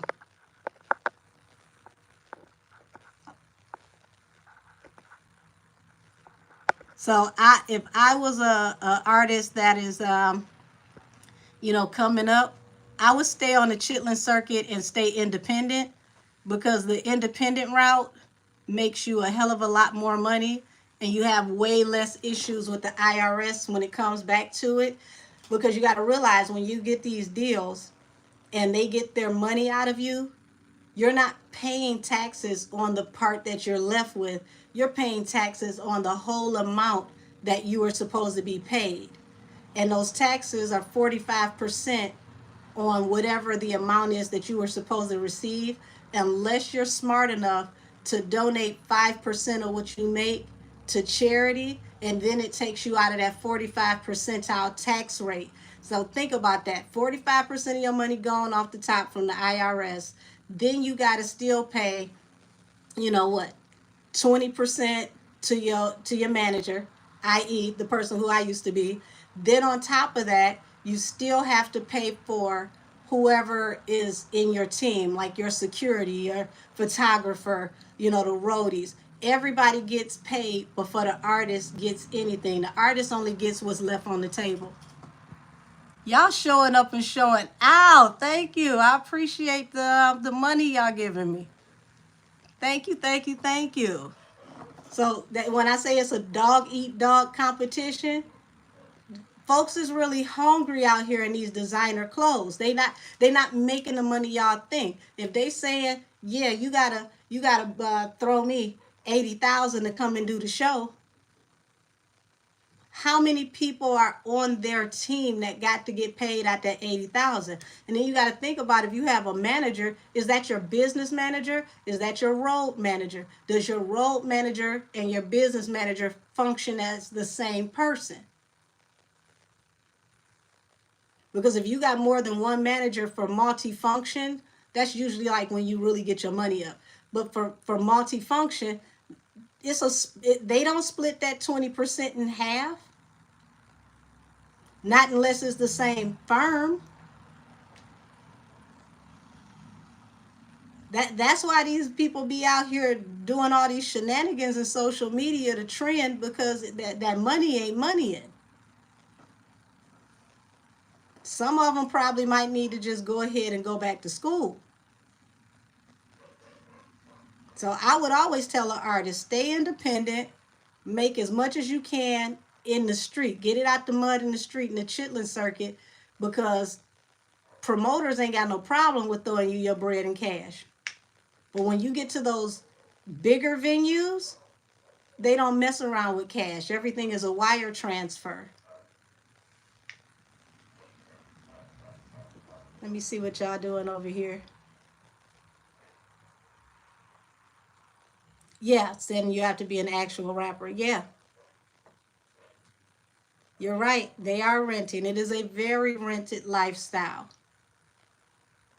And it's a high rented lifestyle, because you got to think about, these are people who never had this kind of money before coming into money. So credit was not as important.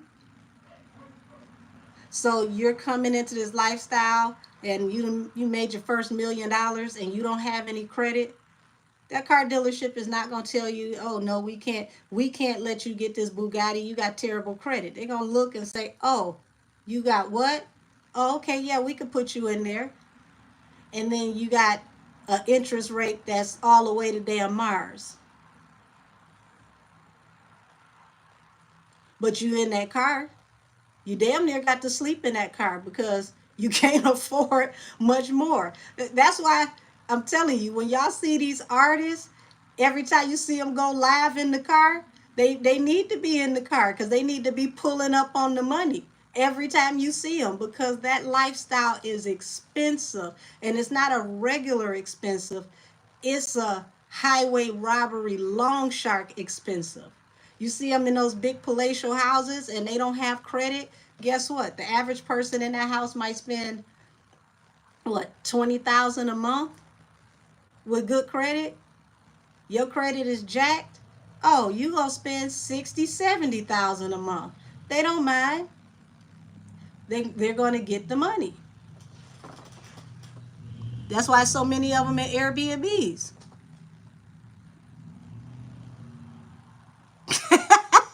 Millie, that is hilarious. Oh my gosh. Yes, spin, spin, spin. And see, it's a hamster wheel. They want you to spin because it makes you a slave to the job. And then you got to get out there and you got to take whatever you can get. And that's why it's such a dog-eat-dog competition. But it's messed up because these girls ain't selling. Look how many of these girls popping on the internet and can't sell a ticket to a show. Thank you, Terry. I appreciate you, sweetheart. Shout out to Nisha Nashay, popping on the internet. So really think about that. You got high visibility on the internet. You're everywhere. We see you damn near every 2 days in the algorithm. But when you put out your tour, you got to start canceling dates or hiring, people to come and sit in the seats, the seat fillers. Because when it looks like nobody wants to be there, it's harder and harder and harder to sell the next seats at the next show. Now, there are certain cities that you can go to where you're going to make a bag regardless if you have a fan base in that city. You go to New York, you go to Detroit, you go to Chicago, you go to LA, you go to Atlanta. Those are the cities where you're guaranteed to make a bag if you have fan bases in those cities. For those of you who don't know, the big three in radio is LA, New York, Detroit. When they have a hard time breaking music in the industry, they break the music in Detroit because Detroit is so hypercritical. If your stuff breaks here and people like it, they know it can go national. Detroit is so hypercritical. We hate on our own artists, and they're a lot of them are better than what you hear nationwide. But that is just a higher standard here. It always has been. Y'all hear the way these local artists that's coming up now, well, they're national now, but y'all hear how they talking about don't nobody in the hood listen to Eminem. Only in Detroit would somebody sit up there and say something like that, and this man literally is breaking records all around the world. But that's how Detroit works. We get along out of town. Detroit is the city that gets along out of town. We dysfunctional as hell in the city, but out of town, try that shit if you want to.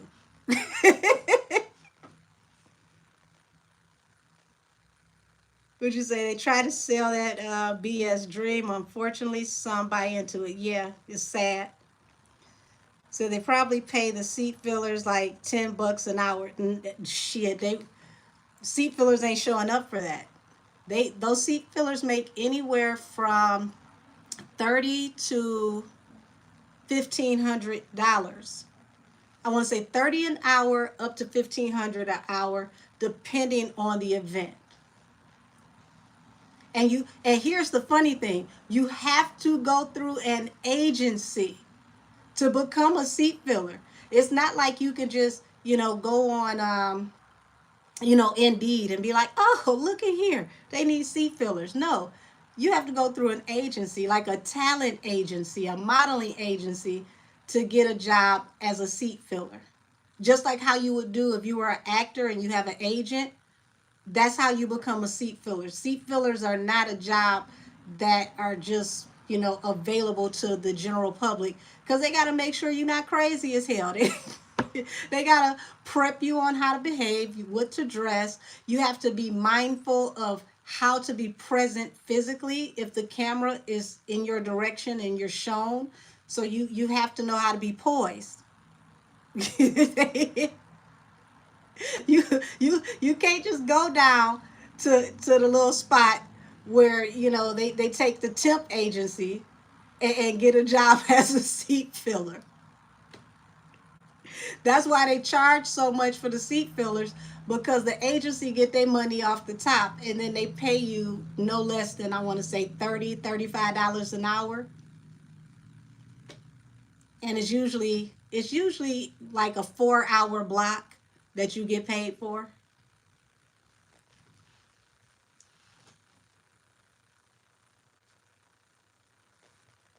Which is crazy because depending on how much the ticket is, it could be an even exchange. Like if you were a seat filler, which we know good and damn well Chris Brown doesn't need seat fillers. But let's just use him as an example. If you were a seat filler at a Chris Brown show,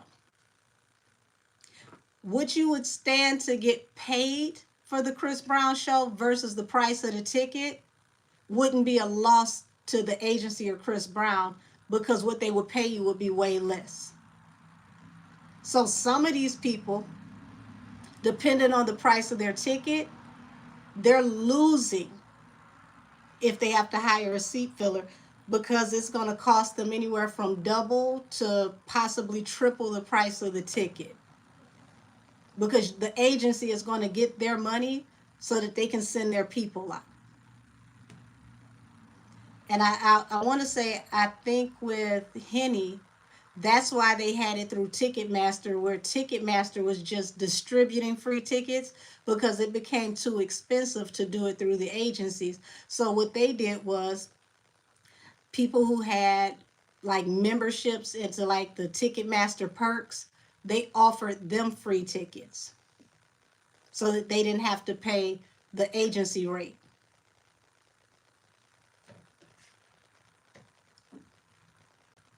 Said this is like one big matrix. It's not what it seems. Yeah, absolutely. It's smoke and mirrors all the way around. Um, I think the funniest thing that I've ever noticed, just like in a ironic way, is like you see all these girls, they get the body work done, and you know they look so voluptuous on camera, and then you see them in person, and they're about this big.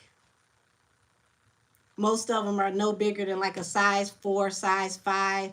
You know, if they're considered plus size, you know, maybe a 7, 8.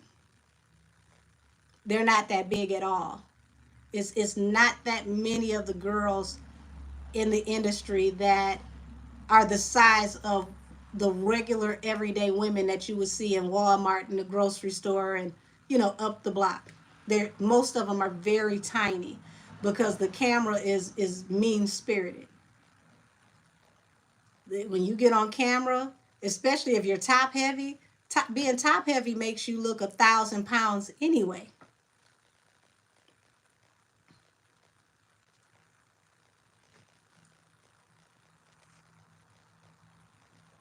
So I wonder if Megan Cuniff had to pay for her tickets to Henny's show.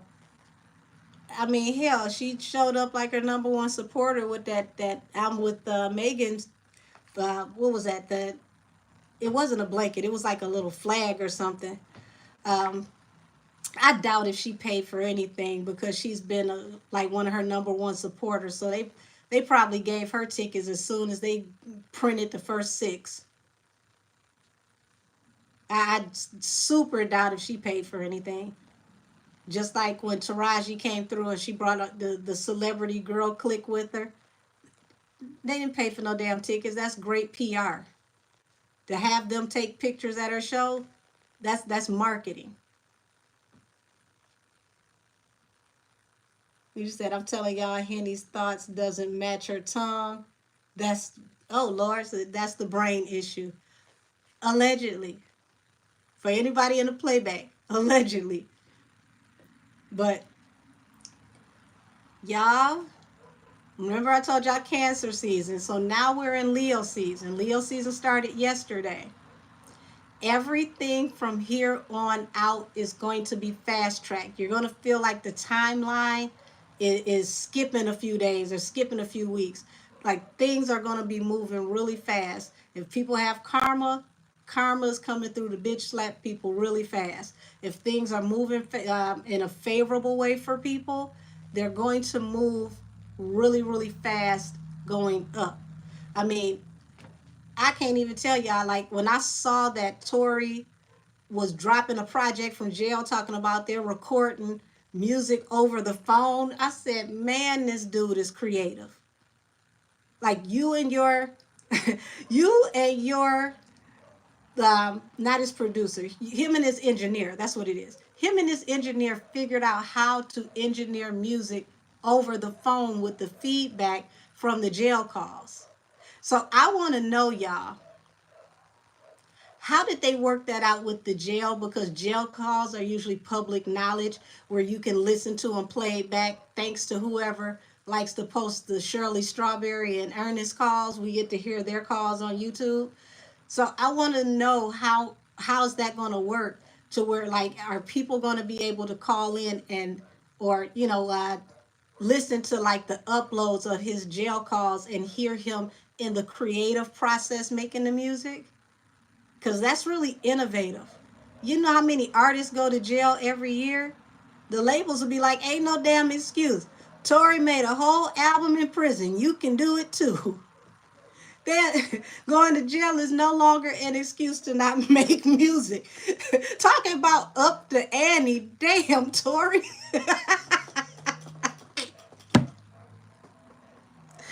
oh, oh my God. That is crazy.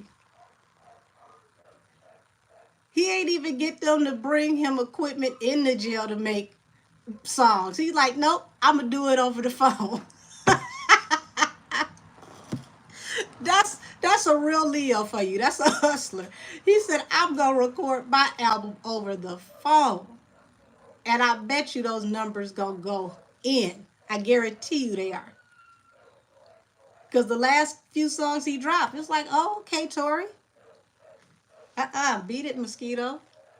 Y'all, are the mosquitoes like fighting their way through my screen? What is this? So, you know what? I know what I'm going to tap into, y'all.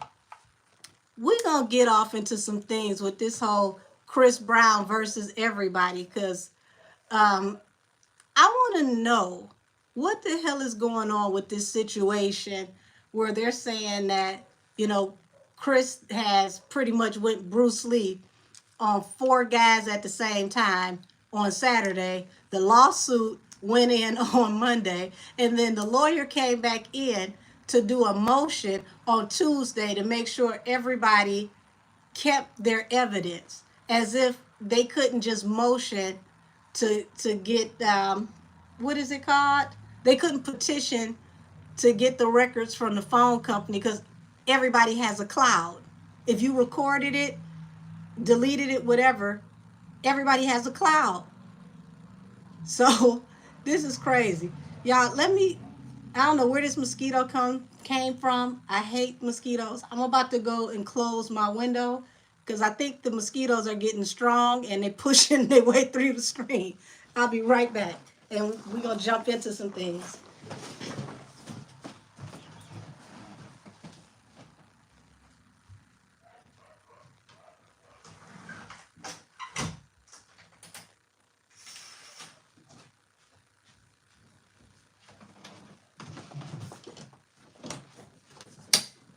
All right.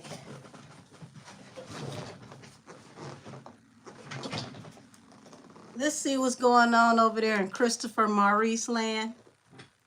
What deck am I using?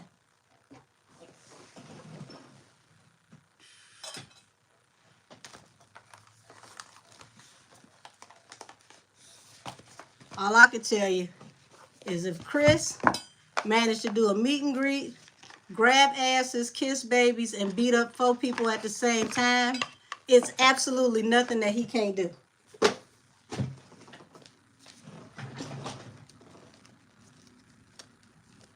This says, OMG, I just got bit by 2 mosquitoes on my arm. See what I'm talking about? These mosquitoes are very mean-spirited and rude. I don't even know how the mosquito got in the house. I have my screen. Nothing is wrong with my screen.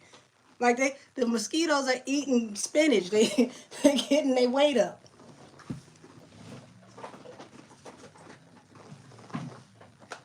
All right, Christopher Maurice. Christopher Maurice. What went down behind the scene?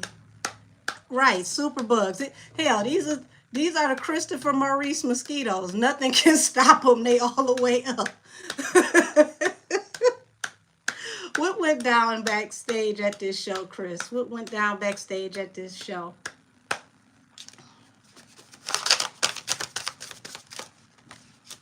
Okay. Oh, wait a minute now. So we've got Knight of Wands, 5 of Cups. Y'all, so here on the Allegedly show, this is looking like somebody took a chance and ran down on him, allegedly. And they got this card right here from the Valley of Fuck Around and Find Out, this 5 of Cups, which led to heartbreak, regret, shame, remorse. Why? What happened?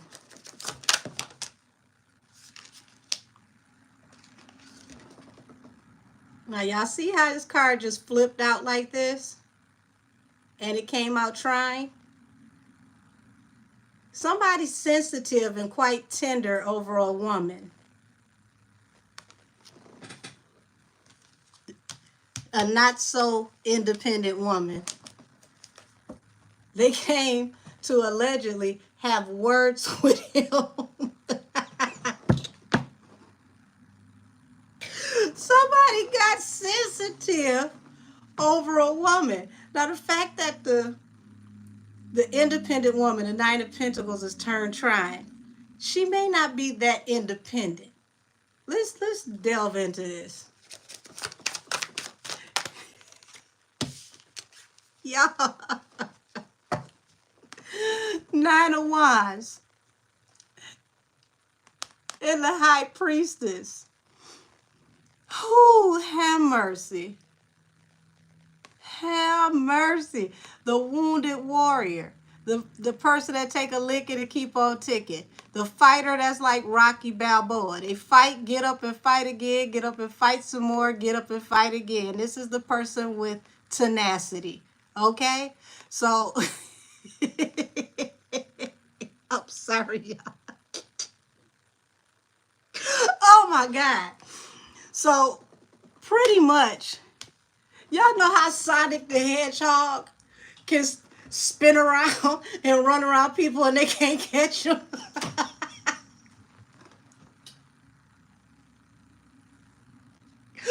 Oh my God. Oh, wait a minute. I got cars flying everywhere. And that's exactly how Chris had him.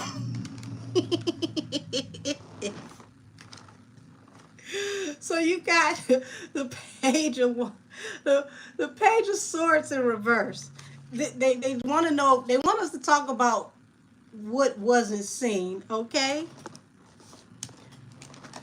You've got the Fool, which means they decided to take a chance. This was a leap of faith, you know, the leap before you look. So this came out of nowhere. The High Priestess means that it was secret knowledge. Now, Four of Wands can represent engagement or marriage. So, allegedly, okay, somebody may have gotten very tender in the eggplant region over somebody that was supposed to be their wifey, allegedly.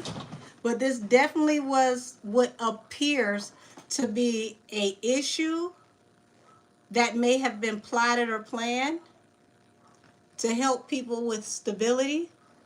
But let's be sure. Hold on. Lord have mercy.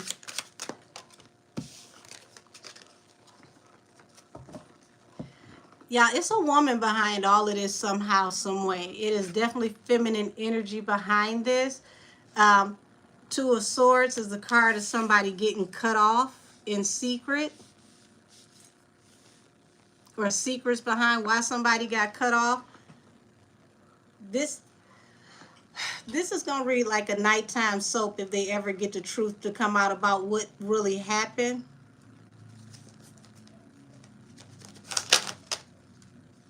What is this?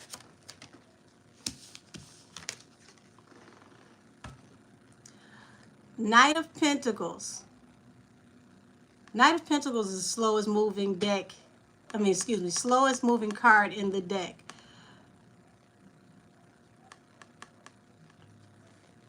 Y'all, my spirit guys are very petty. I'm channeling Biggie, the 10 crack commandments, that part where he's like, you know we need this money. Oh my God.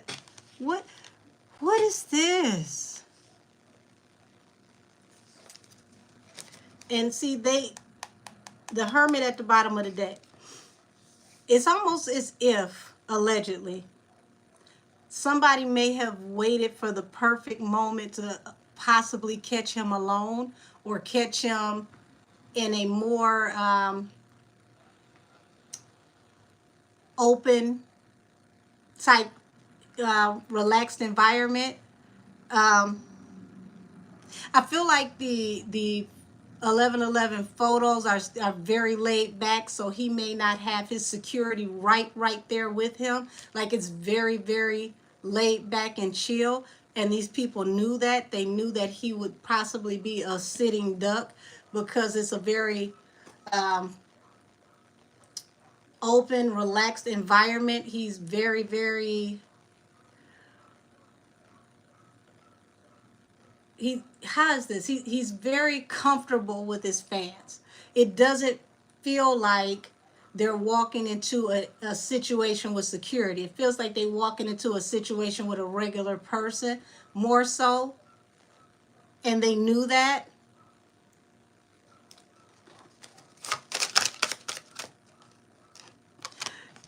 What I just tell y'all, they was singing 10 crack commandments. You know we need this money.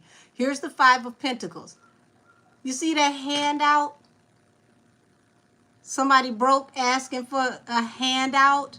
And this is falling under this trine independent woman, the 9 of Pentacles. But there was a hangman. The next card is the 9 of Wands, the wounded warrior. The hangman was, they forgot that Chris know how to fight.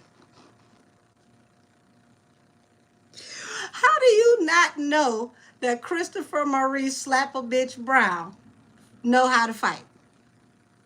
All his fans know that Chris got hands. How did you not know? Lord have mercy. King of Wands and the Hermit. Now, here it is. Like I said, Chris was in a position where he was more so by himself. He was vulnerable. King of Wands is someone that's very high profile, very attractive person, a person that stands out. The Hermit is someone who is by themselves, seeking enlightenment, excuse me. So he may have even been distracted with one of his fans and not even knew, what the vibe was about to be. Lord.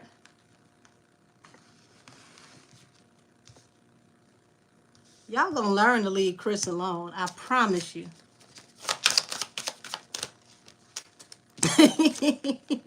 And here's the hangman. Remember I told y'all this page this page of swords was what folks didn't see. Y'all, they didn't see this hangman coming. They let the smooth taste fool them. They let the smooth taste fool them. Like, what this pretty motherfucker gonna do? Because you gotta understand, King of Wands is a nice looking man. So they figure, he light skinned, he bruise easy, he handsome yet pretty. What he gonna do? Spin around in circles and do it for little Saint? But oh baby, what they didn't see coming.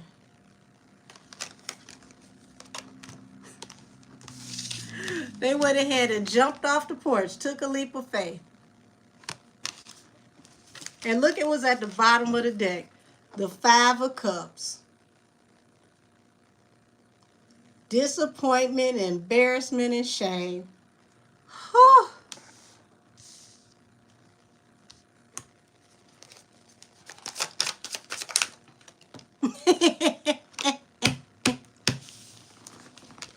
Y'all. Knight of Cups to the Judgment. That's somebody coming forward to be friendly, to offer you something, to engage with you, and then boom, it got popping. Judgment. It was final. You see that Gabriel blowing his horn? Soon as they took that leap of faith. You see this person with the wand, took the wand, came in, tap for some action. And then there it is. Cue the sad music. They may have even came in pretending like they were going to take pictures. It's like they already allegedly had it planned that they were going to approach him on some get down or lay down type energy. Because the high priestess is like the keeper of all secrets. And we're talking about high level secrets. But end up being the 10 of Wands with the weight of the world on his shoulders. Why did they end up with a 10 of Wands? Look, what I tell you? 2 of Cups, Queen of Swords. Get your ass back up here. Look at what's showing after the Queen of Swords fell. 6 of Pentacles, unearned income. The scales represent justice, court.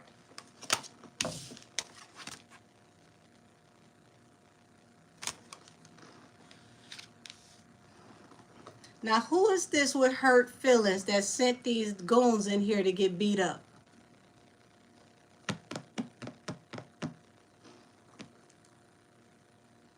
It's an angel. Will they win their case?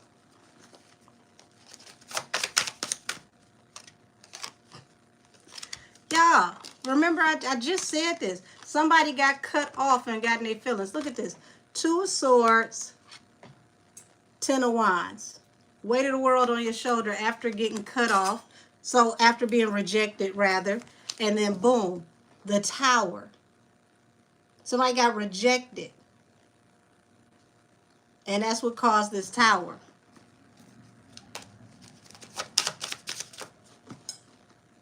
Look at this. Come on now. Queen of Swords, King of Swords. Didn't I tell y'all somebody's not so independent woman? She came out trying. In the upright, this will be a single woman who got it all. She got her own, right? This is Shaka Khan. I'm every woman. Sideways. I might be with him Monday through Friday, but Sunday, Saturday and Sunday, I'm for the street.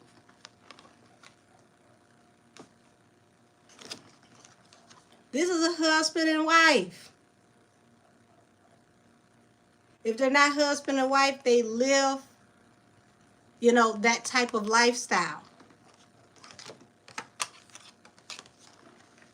And when you got this Knight of Wands under the Knight of Pentacles, did you come in and try to throw that ass in a circle because you was broke and then you got rejected?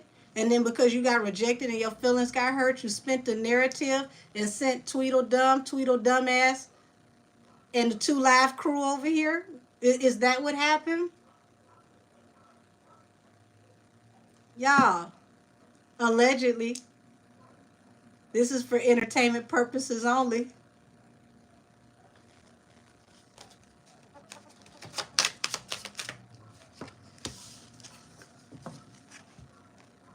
This is the card of having to defend yourself. 7 of Wands. Having to defend yourself and ending up ass out. Falling under the 5 of Pentacles and the 9 of Pentacles turned trying. The independent woman. The third party. The person that you may have partied with. Also, this is the card of gossip. Remember, I said a message went back because somebody's feelings got hurt because they allegedly got turned down.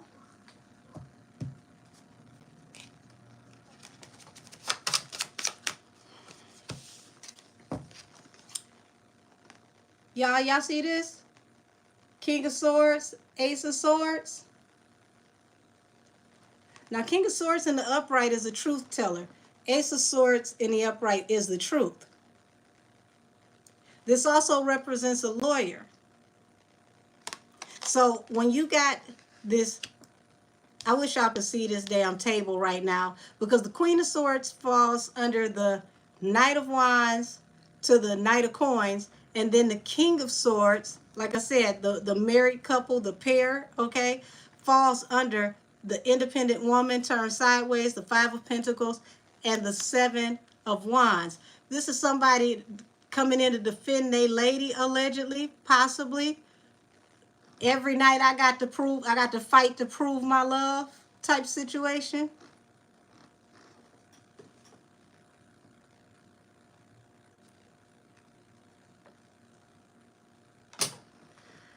Lord.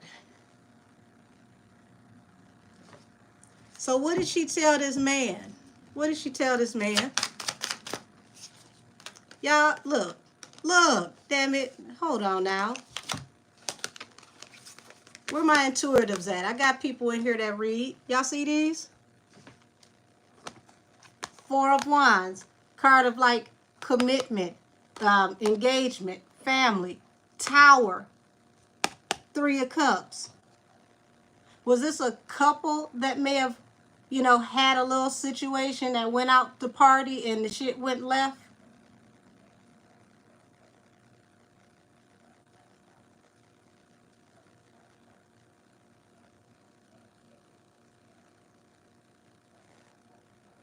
Everything was good until it wasn't. Because this is falling under the Wounded Warrior, the King of Wands, and the Hermit. And see, the Hermit also, if you're talking about relationship, that would be somebody that's single.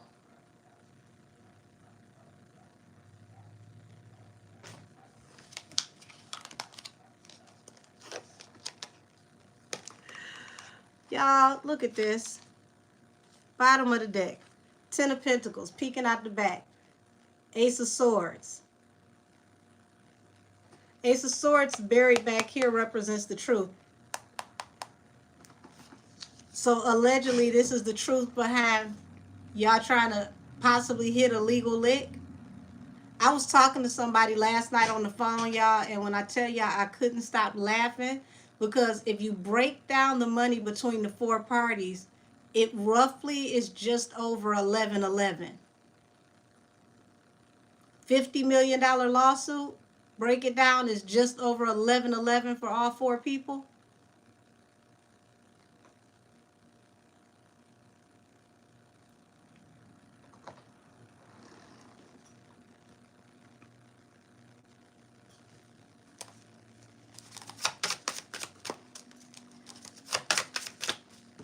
Look at this. Leap of faith.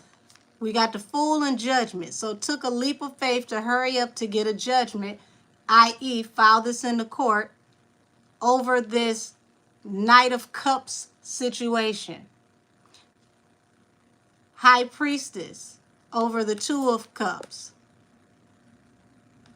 There's a secret attached to like a soulmate relationship, or somebody who's in a relationship who got cut off, and now the weight of the world is on your shoulders.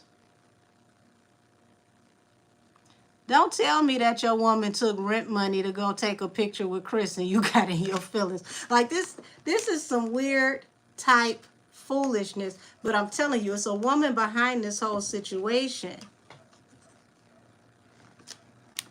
Damn, Chris, you can't catch a break.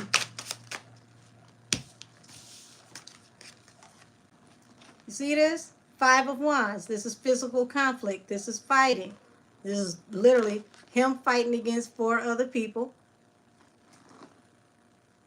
7 of Cups, which represents, people considering their options. This is also my card for people being inebriated. So folks were under the influence, allegedly.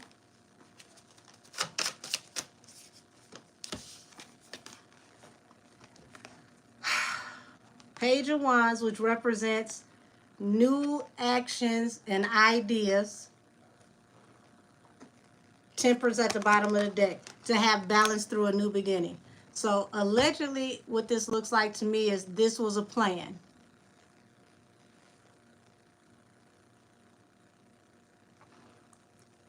Said now these other rappers that he was caught with. Oh, wait a minute, hold on, let me lean in. So now these other rappers that he was caught with, he has something to do with something now. Mo3's death allegedly. Hold on, let me swing back. What are we saying? I heard Chris's concert and meet and greets were breaking up a lot of relationships.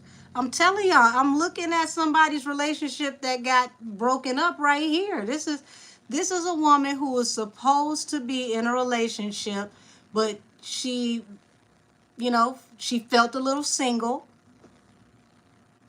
She appeared to be single. And somebody felt tender about it. But the wild part is that this may have allegedly been a plan to get back at him and pay him back by making him pay for messing up the so-called happy home. Y'all, when I did the math last night and realized that this was just over 1111 when you split it up, I could not stop laughing.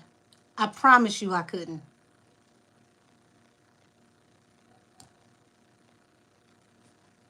Let me clear the table so I can go off into the legal energy of it. They really this damn mad at this man for women paying him to grab their ass in pictures.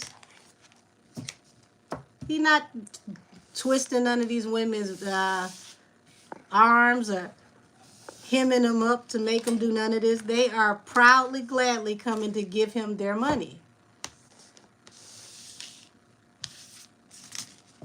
Can't get mad at the man if your woman is choosing.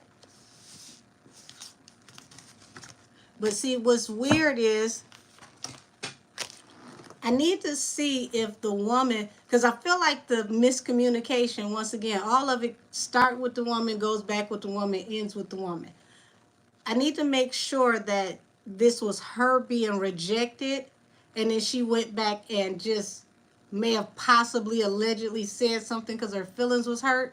Because it's like a, even to read the energy, it's like a game of telephone. I'm sure that this was like relationship, possibly cheating type energy, but it's murky because everything tied to the woman is where it falls apart. Yes, that Chris doing his job and being an entertainer with the meet and greets is not a reason to be breaking up relationships. That's insane. That's what I'm saying. Chris ain't find your girl down at the local Popeyes and push up on her and grab her by the cheeks. He was at work. If she ran across him, it's because she came to his job. Hey, Cat Eyes. Said, what if the woman got the money from the man? I'm not saying that it's not a setup, because I definitely think it is. I mean, she could have had, because I'm telling you, the whole gray area is around the woman. But I feel like the gray area was around the way that she may have portrayed herself or carried herself. It's like she may have put herself out there as single, or the man felt like, you know, she and Chris may have been acting as if she was single. But that still goes back on her. Chris is at work. This is his job. She came to him for an experience. He would have never seen her, would have never knew nothing about her if she didn't go to his job at the show. Yeah, 4 against 1, that's self-defense for Chris. I agree. I mean, hell, you can't move the goalpost because the one end up being like Bruce Lee.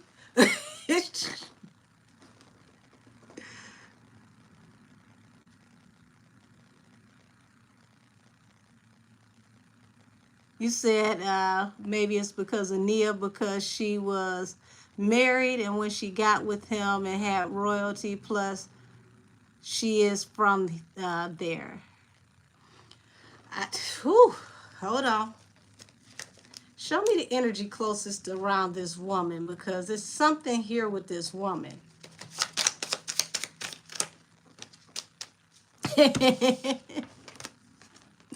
Seven of Cups. Baby, this feel like Tupac. I only got one night in town. Baby doll, if you down, I get around. Because this is considering your options. This is having multiple options. Said these insecure ass guys gotta chill, LOL. Literally.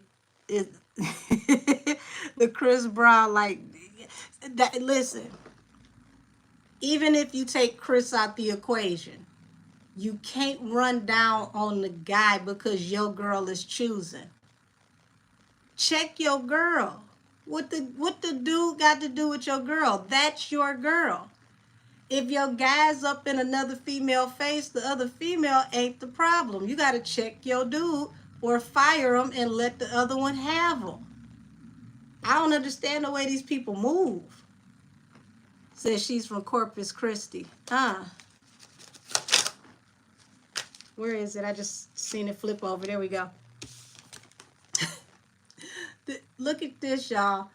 6 of Swords. Somebody moving on and leaving somebody behind due to a chaotic and toxic situation. Now, y'all see that's a woman in this boat with a child. Lord. Situation.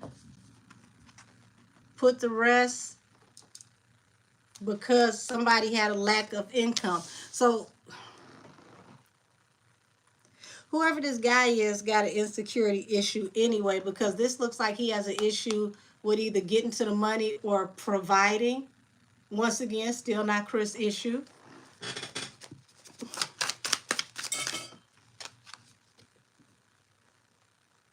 Yeah, and this was a wish fulfillment. So because he got left, because his pockets is low, you go you gonna come for Chris' bag because your bag is empty. Y'all, what in the total hell is going on in 2024?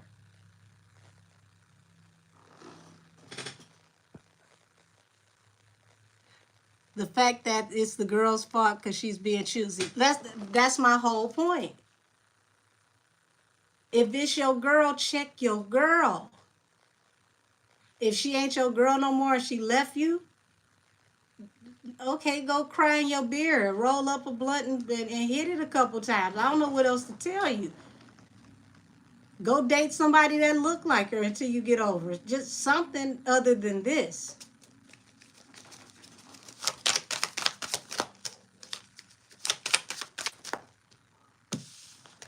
Y'all look. You see this? Four of Pentacles, which represents stability. Stability for up to 4 generations. Through what? Unearned income. Six of Pentacles would bring balance through what? The scales. The scales represent justice, the court.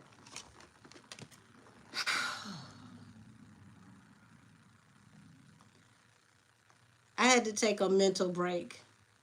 It's like, what are we doing here? What are we doing here? So now you done got the holy hell whooped out of you. You got to pay this lawyer whether you get money out of Chris or not. So if you don't get that 11 a piece out of Chris, you definitely going to get something back to that lawyer. And now you really down bad because you started off the Knight of Coins. You're going to end up the Page of Pentacles by the time it's all said and done. If you got to pay the lawyer and you don't get shit out of Chris, and you and if she left you because your money is slow, you really ain't going to get none now.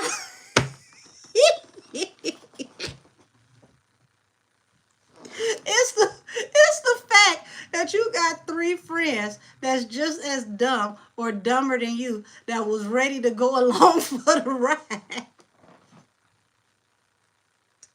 You can't make this shit up.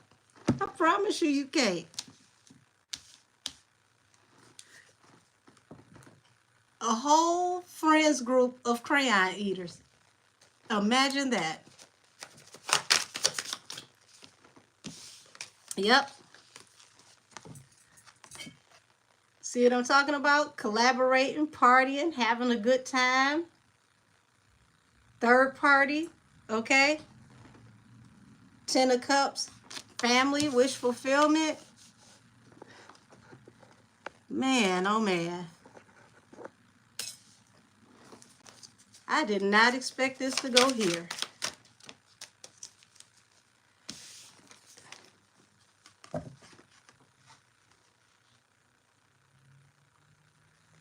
So they may have even, like I said, they may have even, seemed jovial, been around for a while, was chilling, kicking it, looking like, regular concert goers, having a drink, blending in while they were trying to think about what they were going to do.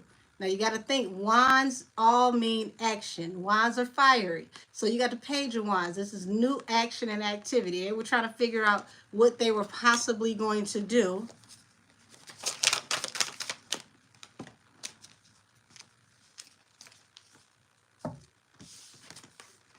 Now you've got the Strength card. And what this looks like to me is possibly like you tried to come up like you was an alpha. Notice how you see this woman behind the lion? Okay? So you were going to come up like you were alpha and you were going to strong arm the situation.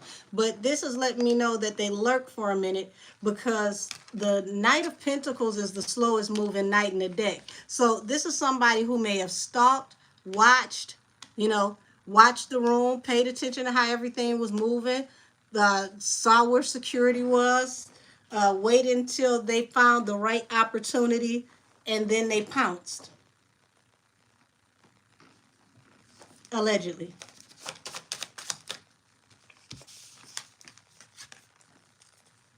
Two of Swords, Six of Pentacles. Now this can go two ways. Got cut off and thought you would go after the money. And also, blind justice is going to cut off this lawsuit. So let's go a little further, see how this is going to go with the lawsuit. See how this Two of Cups came back out and I cleared the table? Cut off from your Two of Cups. She left you. Put the whole weight of the world on your shoulders. I mean, is this somebody who mad because they need their girl to pay the rent? Like, what is this?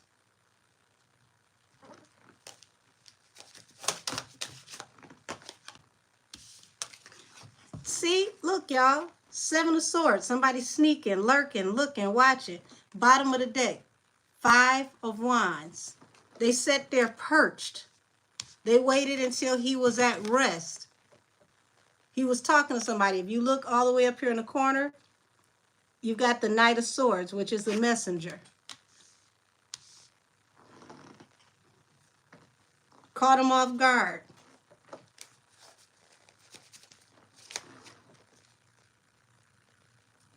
You said a dusty, that's what it is. Baby, this is some dusty behavior. Queen of Cups. You see this? Queen of Cups, Six of Pentacles. And the Queen of Cups falls under the wish fulfillment. Now, I don't know if this represents Queen of Cups as a Pisces, but this is somebody's wish fulfillment, somebody's future, somebody's, possibly somebody's baby mama.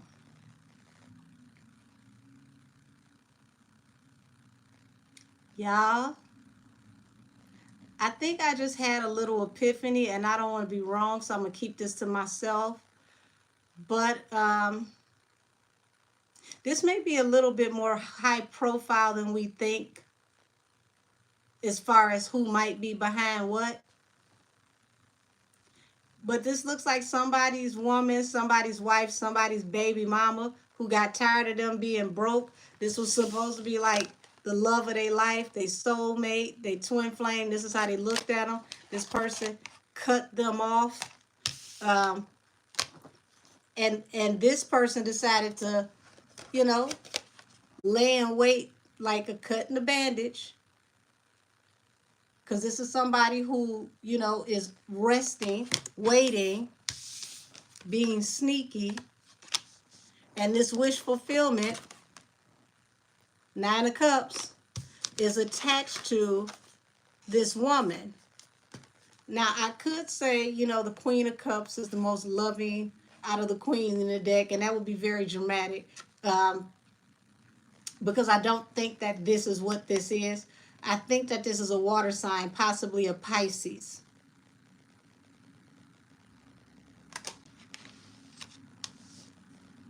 And this Pisces, whoever this woman is, she brings stability.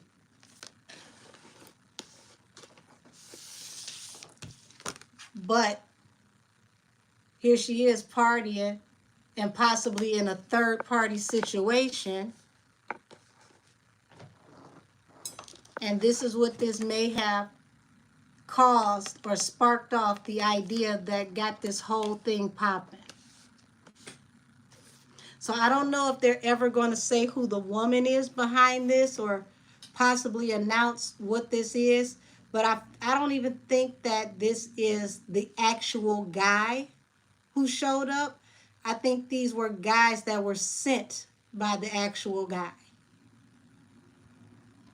Beat it, mosquito. Yeah, I think these were people that were sent by the guy.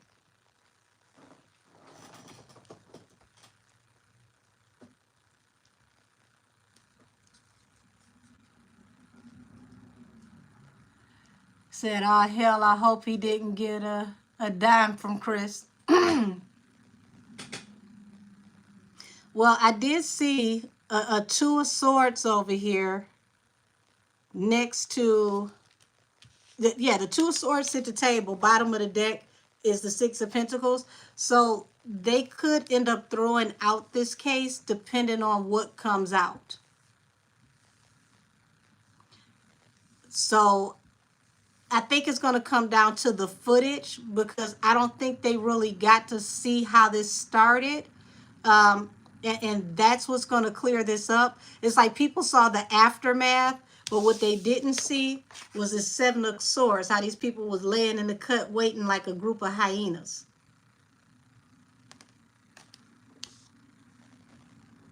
That's the question, Jelly Jam. Really, who did send them?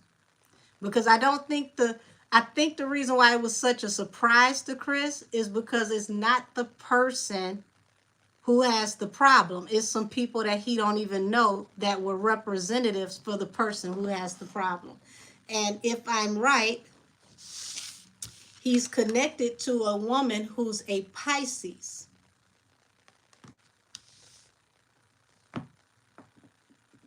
If she's not a Pisces, she's definitely a water sign, but I'm feeling Pisces strong.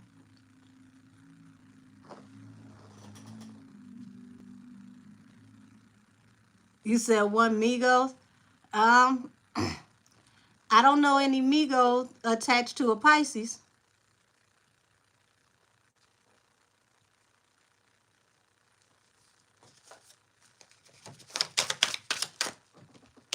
But yeah, this came out of nowhere.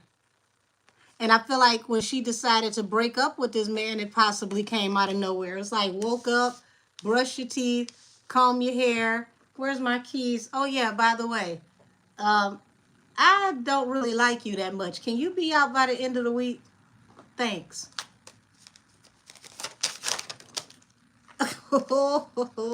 Yeah, look at this. Y'all, hold on.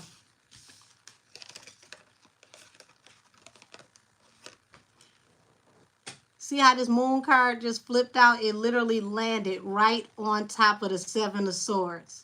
It's a secret behind who's behind the people who was creeping and waiting, laying in the cut. Now, hold on. Let me cover her little bitties up. Now, the star we know is a card that represents hope, but I think this is literal. I'm telling y'all, this is bigger than y'all think. There's something else going on behind the scenes with this. This is not attached to regular bald head hood rat shit.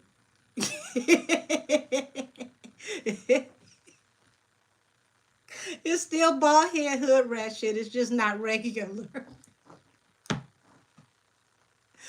Oh, goodness gracious.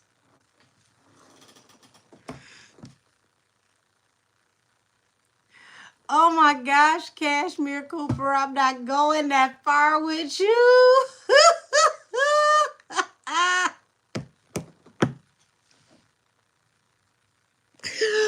Oh my God. Let's see. Sweetie says she's a water sign. Um, she's a water sign, but I don't know. I mean, I just see it's a. This is connected to a water sign, and I feel it's a Pisces.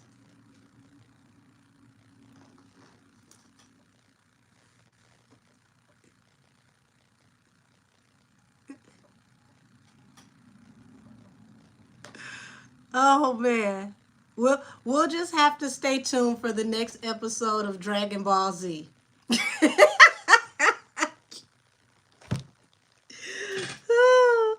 You said these cards is messy.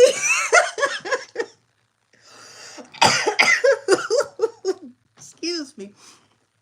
Sometimes you gotta blame my ancestors because my ancestors do the most. Yeah. Y'all, this is an overlay for the underplay, but somebody definitely is tender about the eggplant. For sure.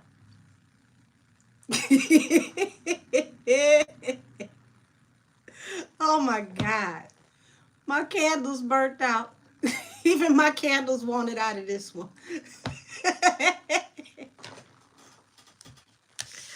Oh my God. I mean, really, y'all think about how fast the lawsuit was filed. It was like y'all got beat up on Saturday and the lawsuit was filed Sunday morning by 9 a.m. Like, damn, how did you get the lawsuit filed that fast? Literally, it happened Saturday night. How do you have a active lawsuit filed by Monday morning? That's crazy.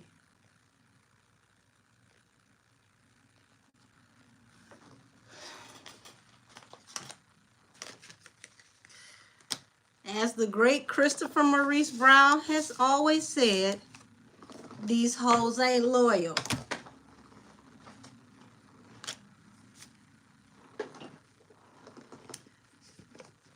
What else y'all want me to tap into?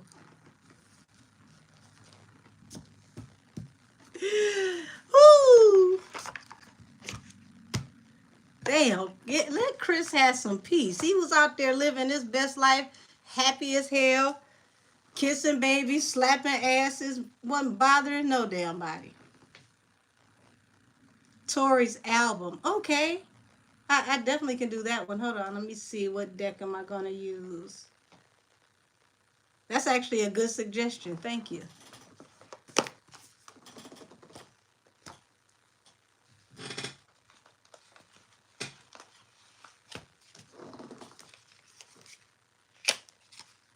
Okay, he said Cardi B, her album.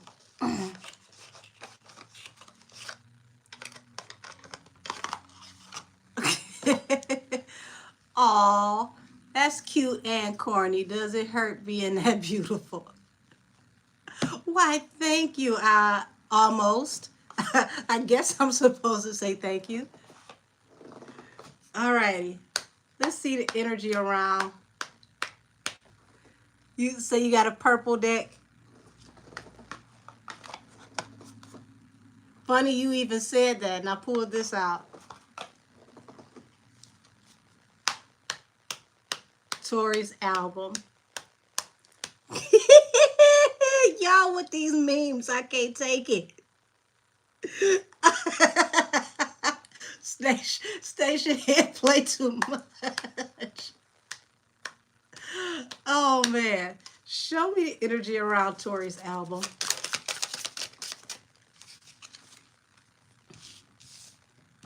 Okay, that's not even supposed to be in here.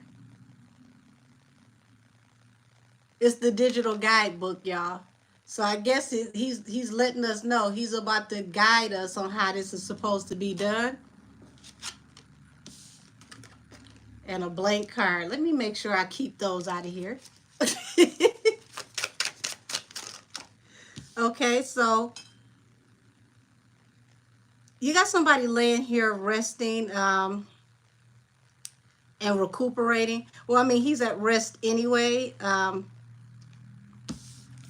But this is like, as you can see, this man looks like he's laying here contemplating on the next move he's going to make. Oh, wow. So you got the Eight of Swords here and the Ace of Cups. So this is like someone who's been betrayed by love or betrayed in love. So he's about to put his life into the music. Queen of Pentacles. Queen of Pentacles represents like a wife type figure. So he may have wrote some music about him and his wife and how he felt about or currently feels about the situation between them. Oh, you said that's a nice deck. What's the name of the deck? Hold on. Rosie's Future Tarot. And it's on sale on Amazon for around $10. Oh, shoot. Oh, he's about to bare his soul in this music, y'all. I usually don't take this many cards, but hey, he's talkative. Queen of Wands, the Empress, Death. Oh, y'all, Tory got a surprise up his sleeve. The Nine of Wands. Oh, Justice, and the Two of Pentacles. Now, y'all remember how he told us what was going on in the Daystar album? And the Daystar album, you know, was really a great body of work, but he was letting us know about what all was going on with him in his life in the Daystar album. It feels like he's going to put the story of everything that's been happening over the last 4 years, but you know, that led up until now.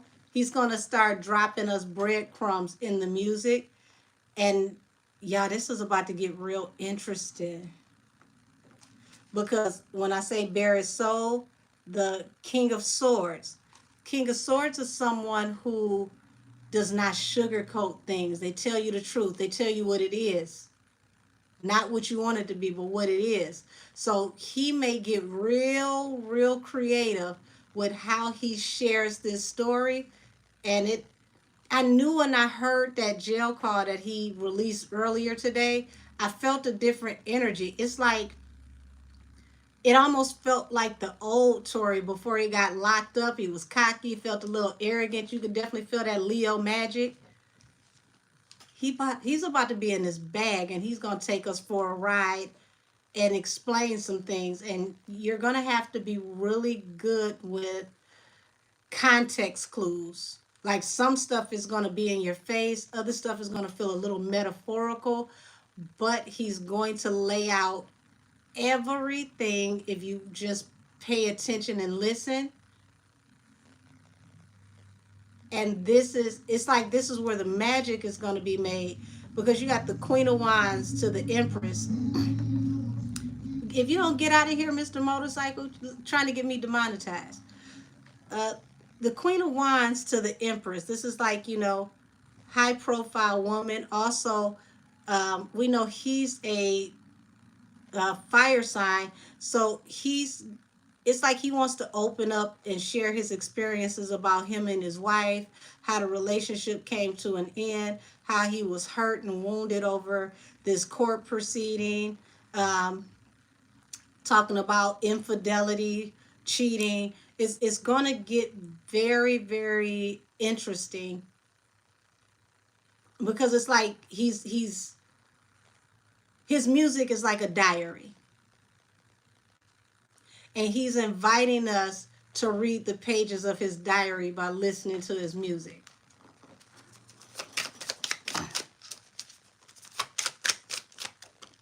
So here it is, King of Swords. Oh baby, wait a minute. Let me cover up her little bitties, because y'all know YouTube do the most with our cards. So King of Swords hit the table. Here's the Devil, the couple that is binded to each other through toxicity, obsession, darkness. Oh, he's about to go down the rabbit hole. So it wasn't one of them still in the hospital when they filed the paperwork with the court. Now, see, I didn't know that. But that makes sense with this Four of Swords leading out everything, because that would mean rest and convalescence. So thanks for that, Cass.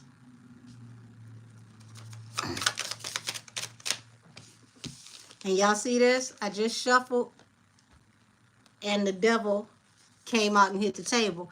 So there's some toxicity attached to him, relationships, this marriage, choices made, the lovers. Oh, remember what I told y'all that Tory's going to have to finally decide that it's like no more Mr. Nice Guy. He's going to have to start laying it on the line, telling what's going on, let us know, you know, what really happened. This is the energy behind where I feel like he's finally saying, Gloves off, mask off.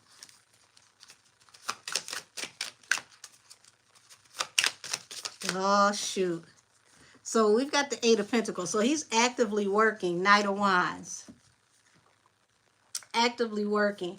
And he's passionate about this. And it's like, I feel like he's coming up with stuff fast. Like, he's even trained himself to try to record, if not a whole song, like, I'll lay this whole part on this call, and then I'll call back and I'll lay this whole part in this song. Like, he's trained himself to be like rapid fire with how he's recording all of this over the phone. So just imagine everybody waiting to use the phone. I'll be sitting over there waiting to use the phone, ain't calling no damn body, so I can hear everything. Uh-oh, wait a minute.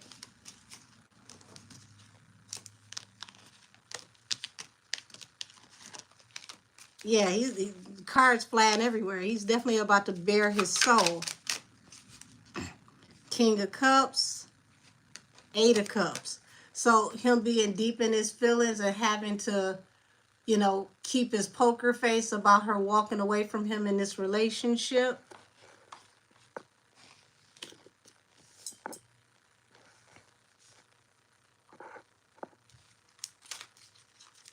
Choices and decisions that have to be made.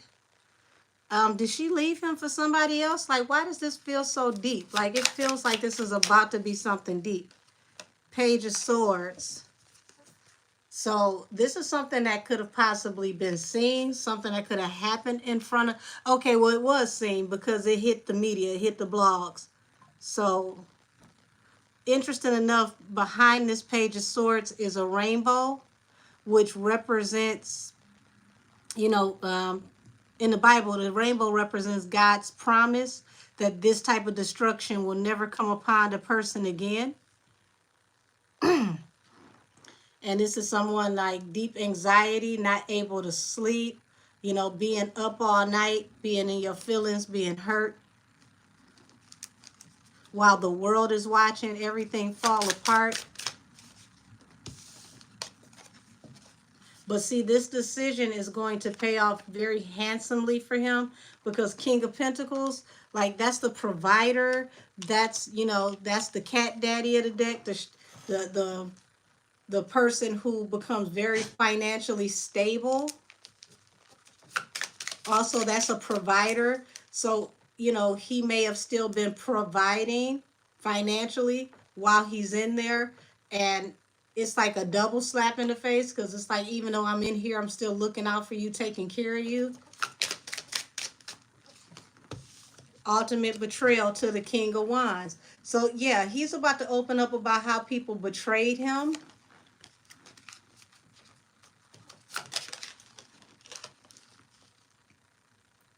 Seven of Pentacles. Y'all, this is the as you sow, so shall you reap. And also the card of investment. The truth.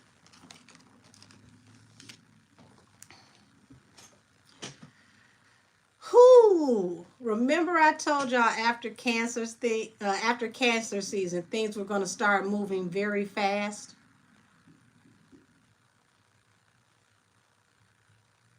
This is about to be real interesting.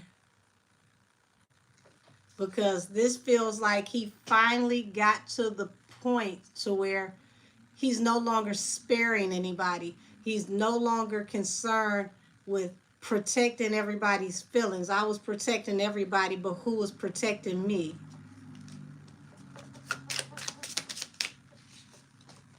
King of Wands, Page of Pentacles. So Page of Pentacles is like, you know, new opportunities, new things to invest in. Also, it's like he wants to tell the truth about how people breadcrumbed him.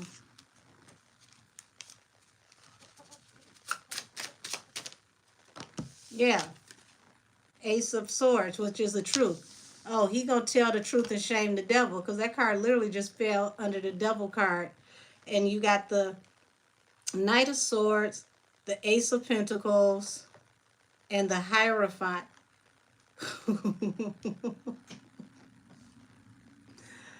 Y'all, don't be surprised if they come back after this AG announcement and say Tory gonna testify.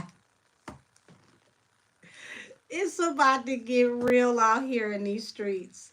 So I can't wait to listen to this album because I like the fact that Tory has finally got to the point where he's like, you know what? I've done enough to save everybody else. It's time for me to save myself. And I'm going to pop my shit while I do it. You said so, mixtape. It could possibly be like a mixtape, but either way, mixtapes still trend. Mixtapes can still be on Billboard. I mean, if you look at, Nipsey Victory Lap, him and Cardi went neck and neck for a Grammy.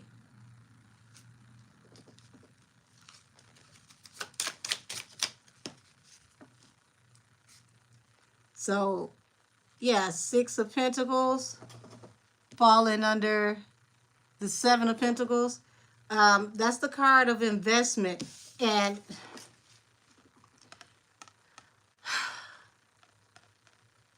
yeah, Six of Pentacles.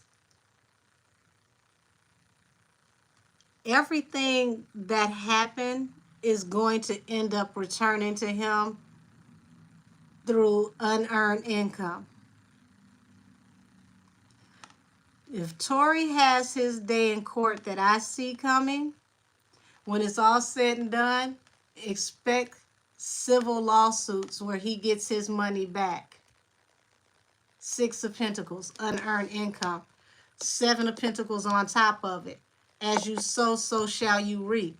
They will have to reap the judgments and pay him through judgments.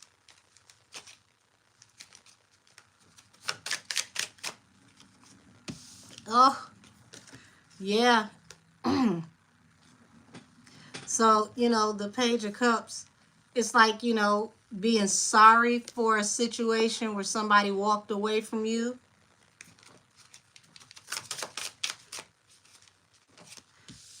But now he's got to think about what he has to do to move on, to move forward. He's slow to move on. I don't think he likes to really leave anybody behind. But he's learning that whether he wants to or not, he's got to move on through. He's got to push on through. He's got to keep on going. And it's like he's getting that fire lit under him to where now he's like, you know what? I got my mojo back.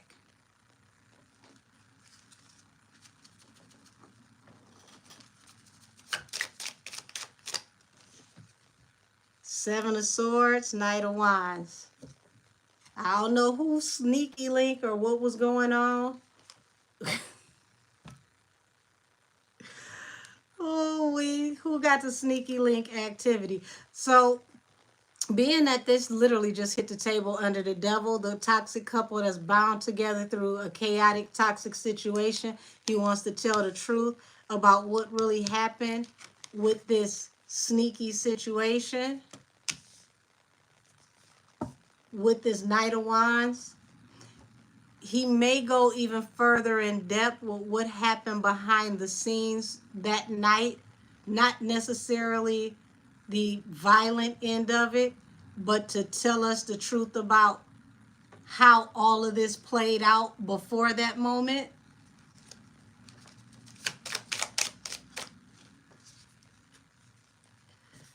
Y'all, on the back end of this, after all these hardships, this is going to pay off for him.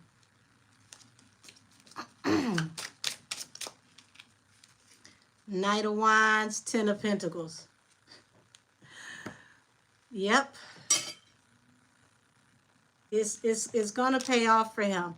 And it's interesting because it's like the way, remember when I said how he goes to record at the phone, like in and out. Literally, I'm going to come in, we're going to record this, we're going to do this drop. I'll be back, around 6. We're going to record this, do this drop. Okay, I'll call you after dinner. We're going to record this, do this drop. I'll see you in the morning. And he's literally trained himself to record under a short amount of time. Like, say the phone call is only 10 minutes. He's figured out how to literally damn near record the majority of the song, 2/3 of the song, in that 10 minutes.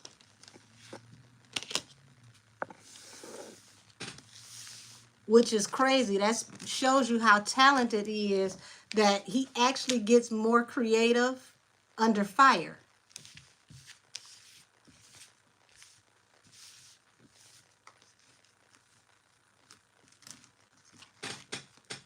Says she's toxic in all her relationships. She's the common denominator. Let's see. Yeah, he's going to move a little different.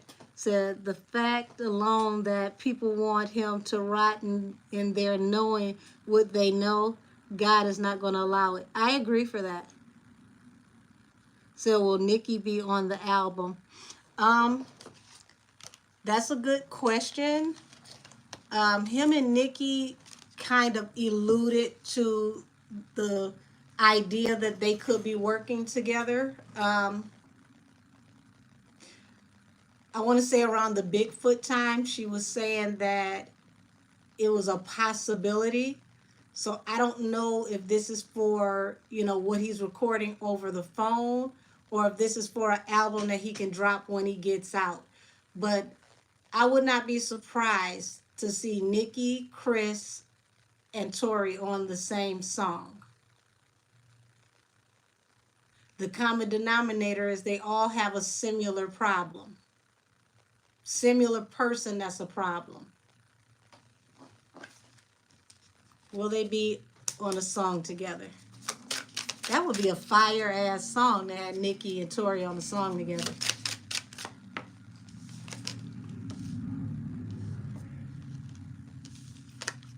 Okay, so somebody's obsessing with the idea, Queen of Cups to the devil. So I definitely see that Nicki would be open to that.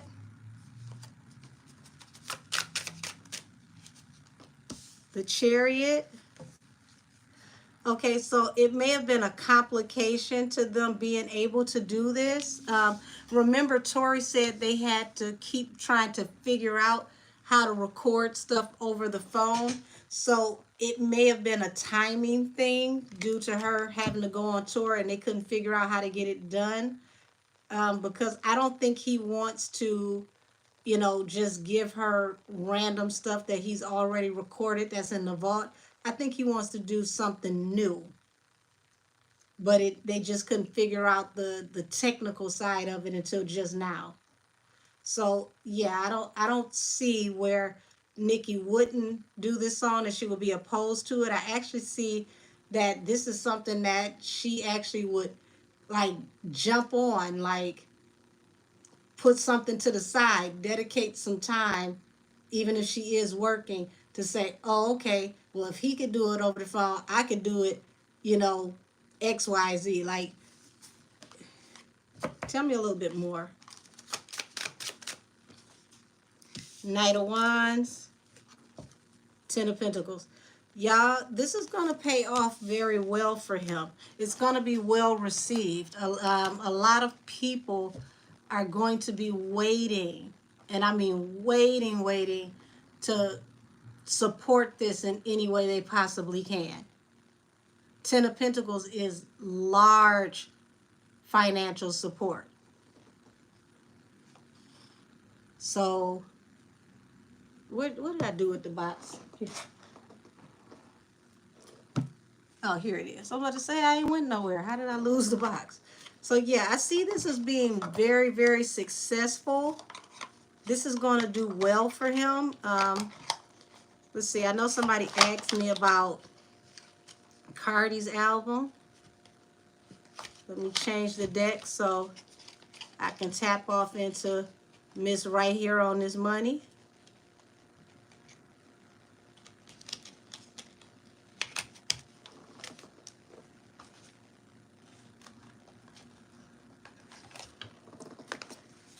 Alrighty, show me energy around Cardi B's upcoming impending project.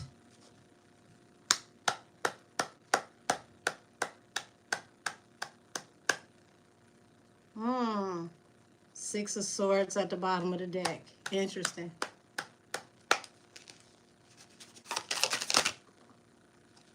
Y'all, the card's already cutting up. Now this got stuck. I'm going to keep on shuffling. Ace of Swords and the Moon. There's a truth coming out about a secret, or a truth has already come out about a secret. What is this secret that's going to come out soon? Y'all, I think she may have finally up and done it this time, because King of Cups to the Five of Cups. This is someone who's keeping their game face on, but on the inside, it's like a raging rapids. There's a lot going on with her emotions and how she feels about this. Said her song, R&B with Lil Wayne, and Taking On Me on the Pink Friday 2 sounds like it was created with Tory in mind. Like they got that take to sing Tory's part is one of my favorites.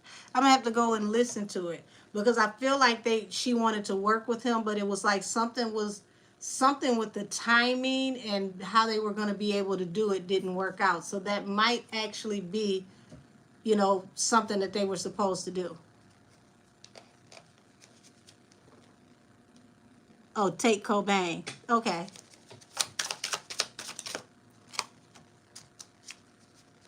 Hey, CJG. The Fool. So, what is this leap of faith that's bringing her pause? Because this King of Cups to this Fool card. And this feels like energy of somebody scrambling. They're considering their options.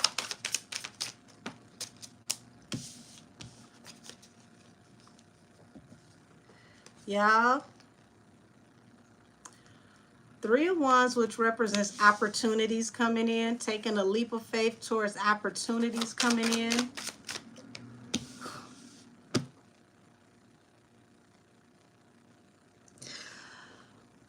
$2024 is 2024 and again.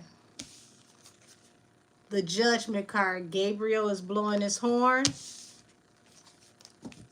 on this Ten of Pentacles. Y'all, I really, really think she up and did it this time. This was one rant too many. Said I want to know if she's going to collab with Ice Spice, because they've been playing into this Princess Diana thing for a while.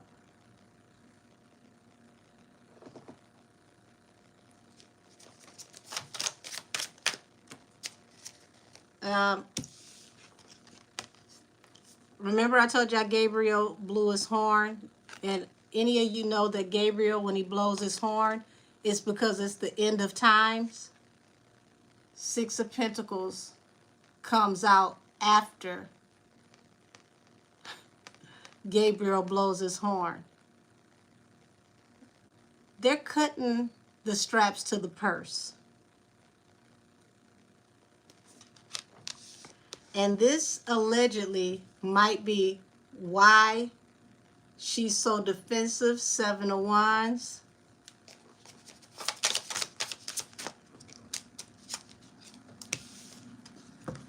And this is like, you know, going around, you know, taking and accepting offers as a wish fulfillment. So that also could be like artists coming to offer her features.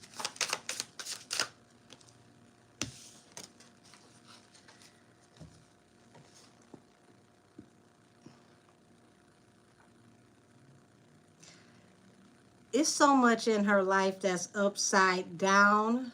This is crazy, because you got the Ace of Cups here, which represents love and abundance. But this is like, to have the Knight of Cups going to the Ace of Cups, And then here it is, somebody leaving behind a toxic situation. It feels like the label came in with an offer. Um,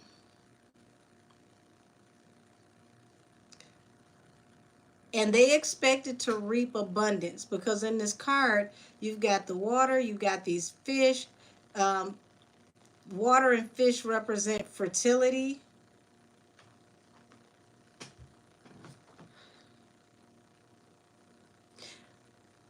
It seems like this time around, when it came out that she may be allegedly pregnant, they they may have started to look at how can they release her.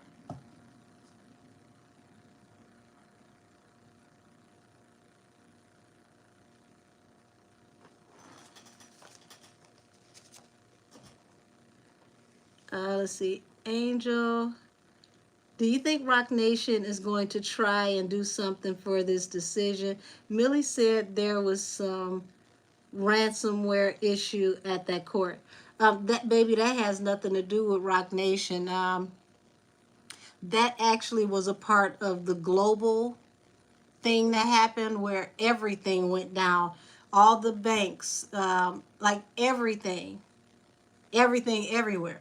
See, we don't want to give them that much credit. They ain't got that much damn pull. See, they may allegedly know people in there, but ain't nobody in there gonna shut down the system and risk going to prison. Because that's federal charges. They ain't gonna do that. They'll lose your paperwork. They'll misfile it, things like that.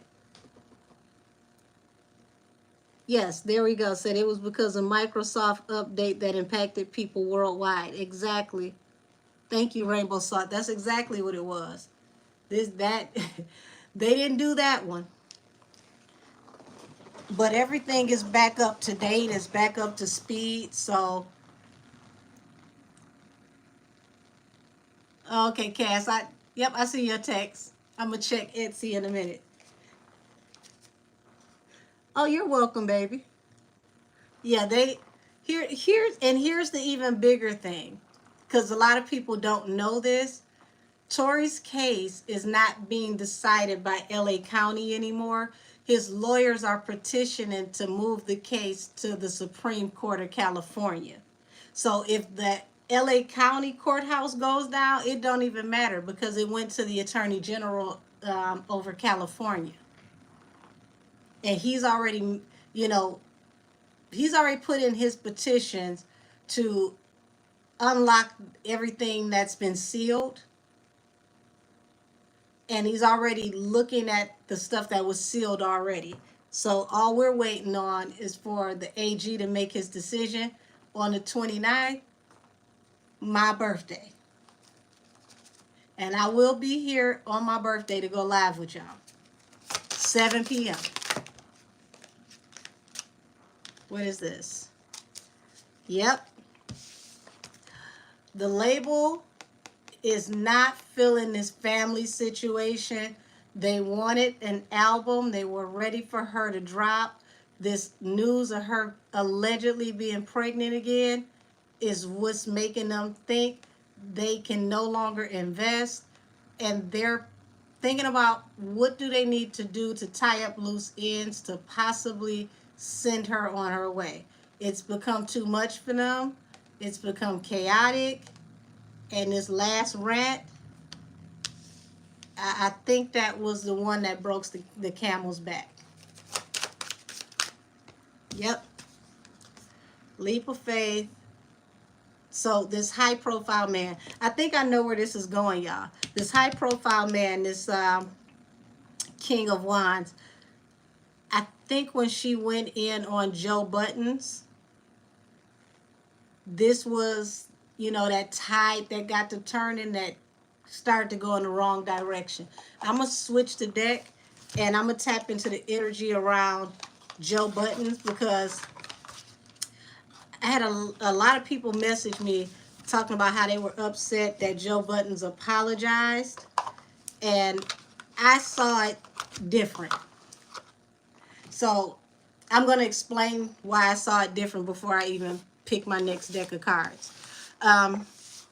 If you've ever known about no-fly zones and blacklist, okay? His language, everything that he said in that apology felt very veiled to me, and it felt like he was letting her know that she was going to be completely on a media blackout as far as he was concerned. When he said, I apologize, I will never talk about that woman or anything to do with that woman again on my show, I didn't hear an apology. What I heard was, you will never get marketed through anything that has to do with me ever again, I promise. That's what I heard.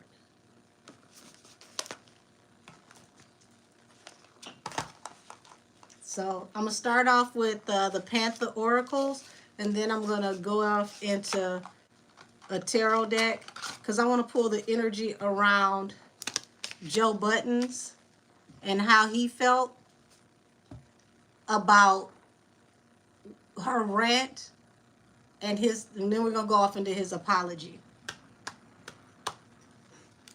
Not the Chucky doll. Said I think it was a strategy. It was strategic. Yes.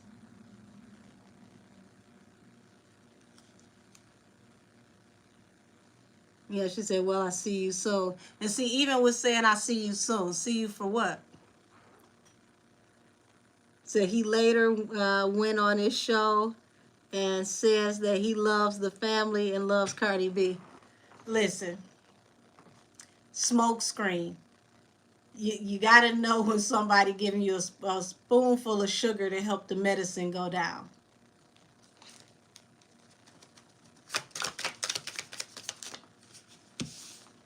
Y'all, we got the right card, okay? Right as in ceremony.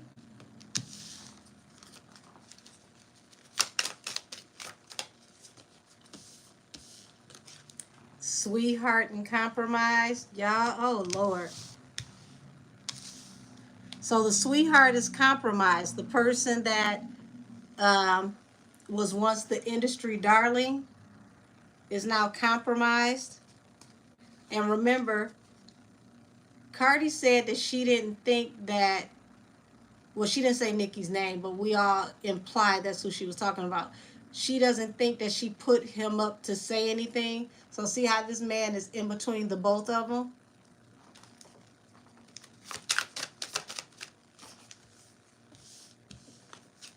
Wow. Imagination and apology. What I tell y'all about this damn apology? This this apology was a veiled threat, just like Bigfoot. Damn. Whoo. Allegedly. Imagination trapped. Okay? So trap comes out. Why does this person feel stuck? Overloaded. What was once a blessing is now overwhelming.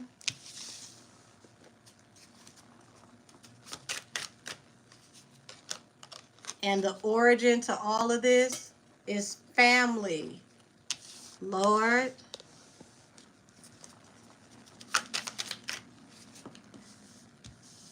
Okay, and merit making. So he figured, okay, I'll smooth it over and apologize. But the plan is, I'll say whatever I need to say publicly, but you'll be sorry later. We've got stress and give, hesitation. So, y'all, I told y'all, it's so much that's upside down with her. She really is, in a bad place because nothing is going the way she thought it would go. And it's a hard pill to swallow.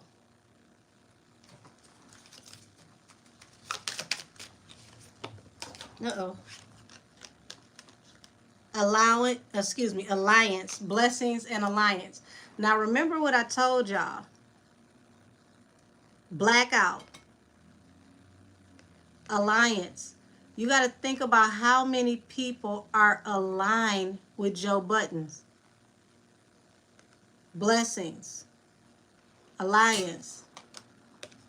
And then you got the right here falling under alliance. So that's like manipulating people into aligning with you. And it's like he feels like she's manipulating people into aligning with her. Homeless, under the sweetheart. Y'all, this is like the Five of Pentacles. This is like being ostracized, being pushed to the side. She's out in the cold. She's no longer the industry sweetheart. Memory at the bottom of the deck. That's a thing of the past. All because of her pride. See this? Stop. Pride. She's telling him to stop and pride. And he's sitting here with his arms folded, with his crown on, just watching her like, oh, okay. And this falls under imagination. Like, you tripping. What are you talking about? I'm always coming after you. I don't even mess with you like that. So he feels like she's not, seeing things clearly. Oh, shit. Here it is.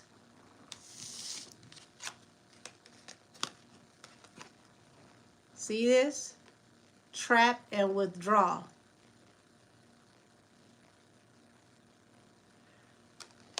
He meant what he said. He's going cold turkey on her. He's done.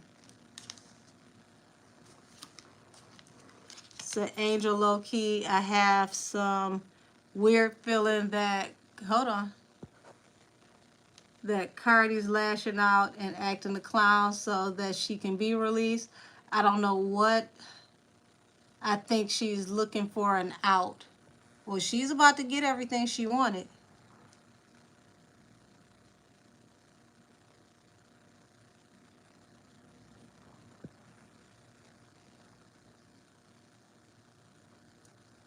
Said, I just do not know she had to speak to him when it comes to, when it comes to white people in a different tone. I mean, but these are two people of color. You got to understand who he's connected to behind the scenes.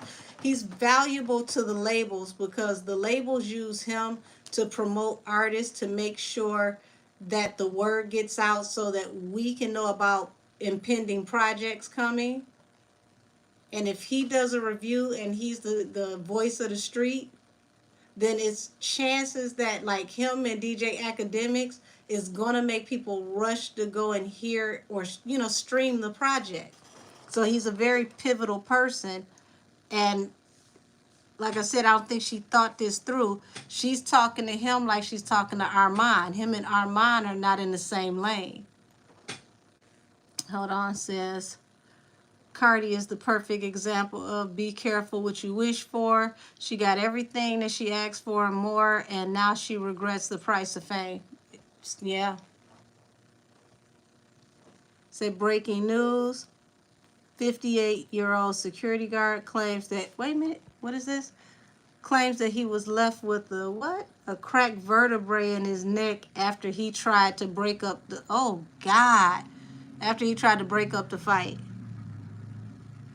And they're going to try to blame that on Chris too. But the thing is, this is why we got to see this footage so that they can find out who actually started the altercation. Because if they can show that these other people started the altercation, then that completely absolves Chris. If they can't show that and it's a gray area, then this is going to be bad on Chris because it's literally like your word against theirs, and that's where it gets to be murky for him because he's had incidents in the past when it comes to violence. So they're really And now that this is a employee, they're really going to get in touch with the arena, and the arena is going to be very active with getting every camera angle that they have and turning it over. And see, this is where this gets bad because an employee got hurt. This is where the business side of it comes in, to where the insurance company that insures his tour, they can cancel out the insurance. And then if Chris can't get insurance to insure the rest of his tour, then they get to cancel his tour, because you can't do large shows, whether it's a nightclub or a venue of that size, without insurance.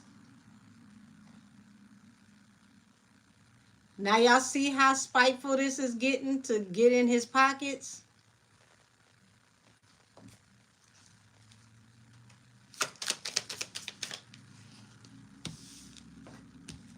Merit making and overload. Y'all, before this is all said and done, behind the scenes, Cardi is going to be apologizing to Joe Buttons, because this is going to backfire on her.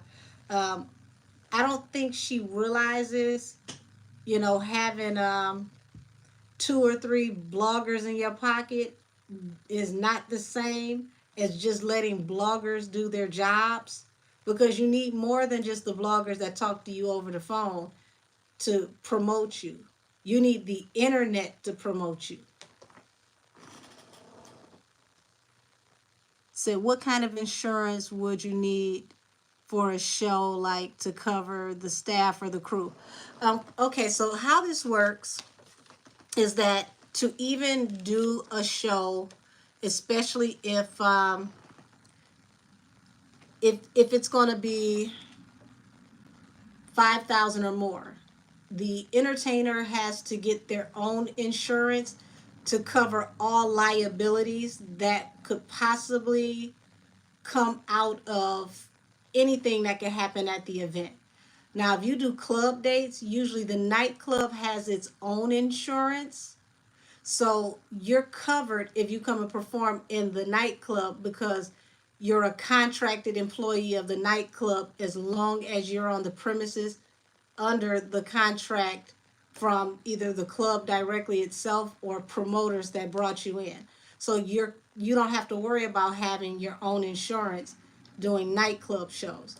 But to do arena shows or to do theater shows, anything like that, you have to have an insurance policy that is going to cover you for touring for the duration of your tour. So if your employees, fans, anybody got hurt, anything happens, the insurance policy will take the hit for whatever happened, versus you, the artist, taking the direct hit. And due to situations like Astro World, God forbid something like that, something like that happens, something that big happens, um, an artist without insurance could not cover a lawsuit that would come out of that, because it would be too big. So this is why they make it mandatory that if you do shows of a certain size, you have to have an insurance policy for touring. Believe it or not, even Tamar, because they were saying she was doing small venues, even Tamar had touring insurance through her production company.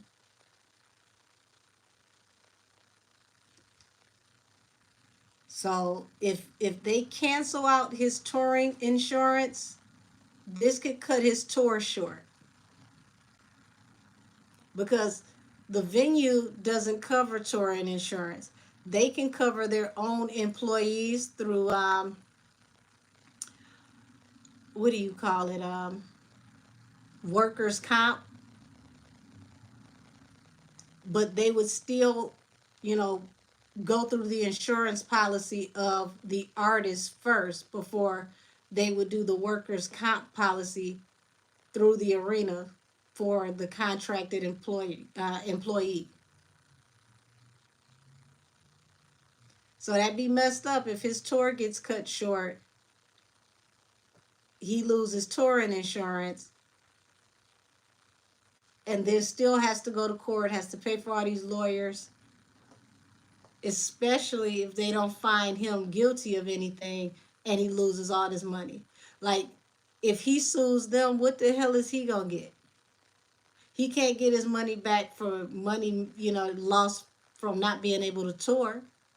He can't get his money back from, damn, I need this mosquito to just go ahead and find something to do.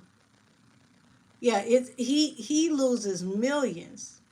These are thousandaires. He sued them. It's what he gonna get? Is the processing fee for his paperwork? So it's really a upside down situation. So I don't know why, but I feel that Tamar was doing fraudulent claims to make more money off her insurance when you just mentioned her. Oh, we justice for us, allegedly. This, like y'all said, this is allegedly Wednesday. We'll need James Wright Chanel to come through here and slip and fall in our chat so he so he can take somebody to court.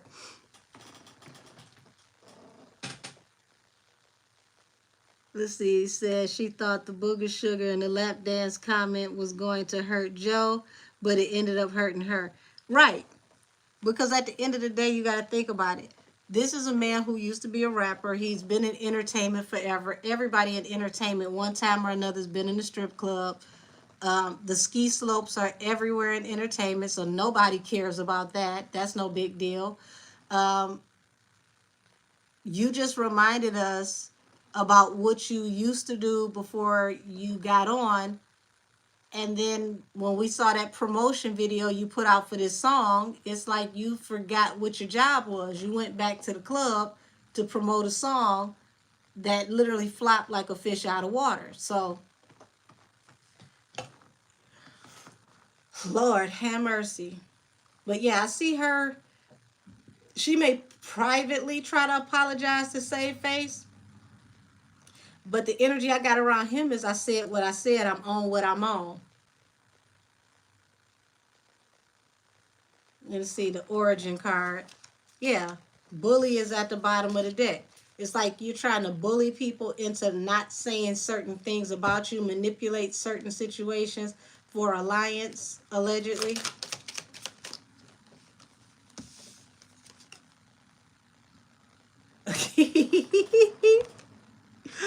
The origin, and then you get the card of relaxation. So the origin of this whole situation, remember he's discussing how she's not working, she's just gonna be a single artist. So that single artist song, the single artist comment, it lit her up like a Christmas tree. And then it's like you got the okay card down here, and then you got readiness. She was on go from that point forward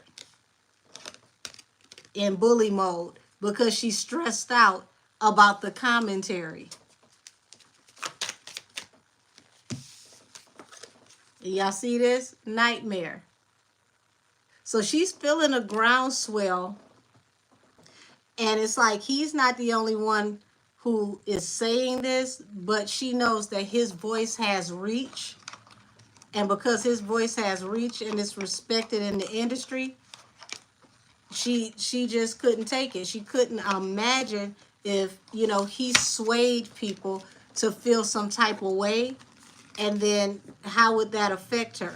But I think, her ranting and raving made the situation way worse than what it was. And had she not have said anything, his opinion would have just been his opinion, and it would have blew over before the week was out. But she really up and did it this time, y'all.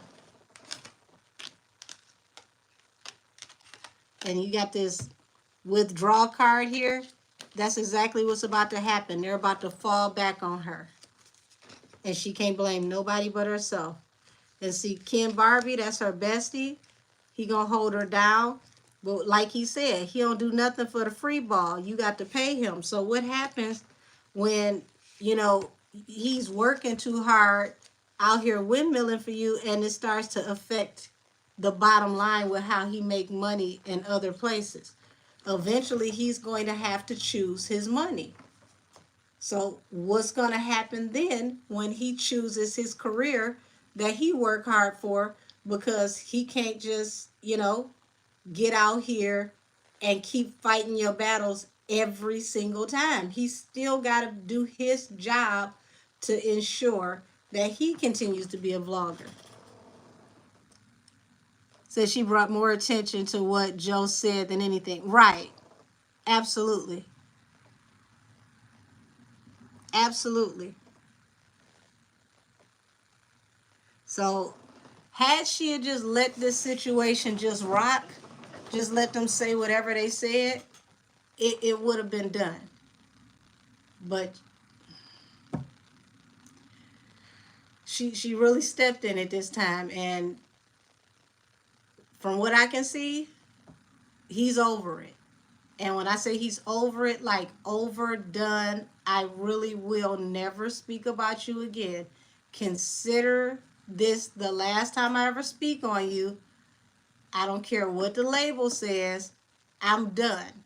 They would have to drop a bag so big for me to speak about you, and even then, it would be so mediocre you wouldn't even want me to say a word. Said, Angel Cardi cussed him out on Spaces.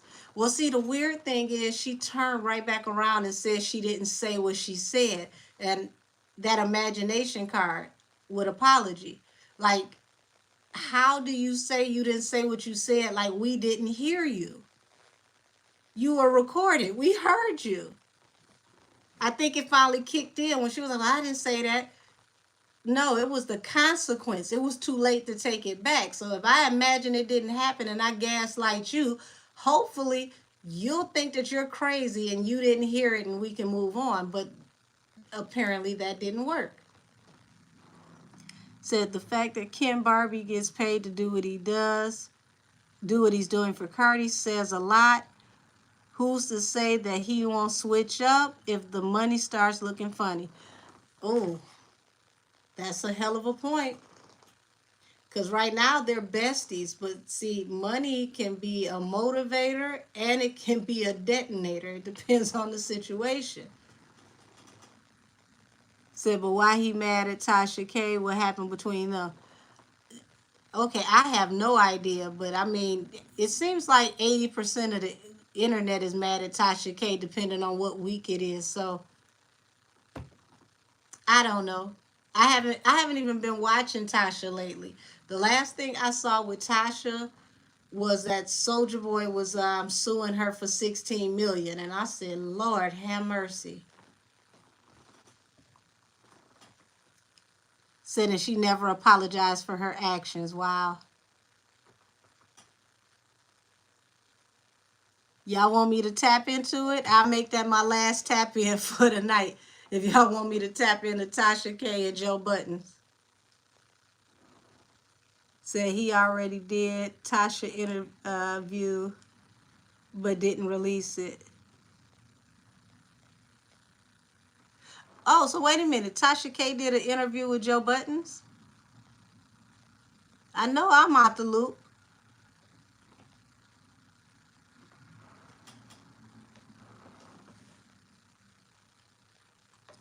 So because Joe was trying to protect Tasha with this interview and Cardi brought it up. Okay. Okay. Okay, I see a yes tap in. So Tasha was more than right to be upset because he didn't release it. Well, see, if he was trying to protect her because, Cardi loves to remind us that she sued Tasha and won, that's actually admirable on his side, that he would think about, I don't want to feel guilty if she come for you again. This was the deck I was looking for earlier. Alrighty. Lord have mercy.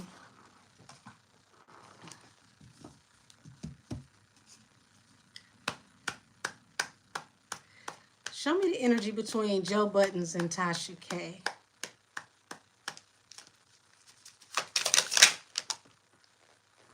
Okay, so we got the Queen of Pentacles that's hit the table. Hold on. Something in here is in reverse. There we go. Independent woman, Queen of Pentacles. So it's like he respects her hustle because the Queen of Pentacles is grounded. And then it's like the Nine of Pentacles, which is the independent woman, which represents her being a independent in media. Like she's a independent company, independent media.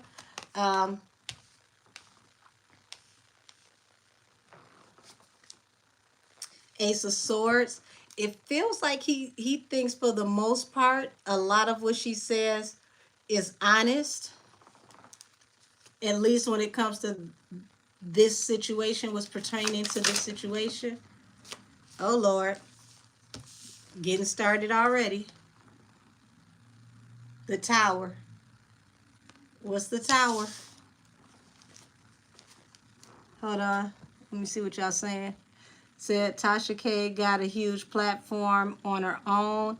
She did a whole live show just recently where I live. Yeah, it's crazy that, y'all, I cannot get over the fact that Tasha K is on tour and Cardi still isn't. How's that possible? Cardi, we haven't seen you on tour yet. And Miss I Ain't Got It is on tour. And doing pretty well. 2024 is 2024 and again. The Hierophant. So yeah, he was actually, whoever said that in my comments, thank you for that comment about him trying to protect her from being sued. He was trying to avoid a tower due to the courts.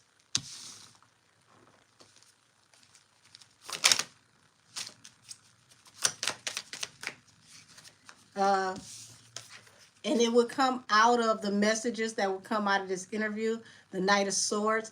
I feel like somebody got in his ear and let him know, like a little birdie, tipped him off that a potential tower could come if this was released. Girl, Cardi, you're starting to get on my damn nerves. Two of Pentacles, which is the card of juggling. I feel like he went back and forth with this idea, like, do I drop it? Do I not? And he decided to, you know, withhold whatever he had because he wanted to protect her and her family, her and her husband. So that's quite interesting. Queen of Swords, Ace of Swords. So he's like, you know, her delivery might be a little rough, but he feels like what she was saying was the truth, and she deserves to be able to speak the truth because he supports independent media, if that makes sense to you guys. So he doesn't like the idea of Cardi trying to, you know, humiliate people or bully people through the court to try to control the voice of independent media.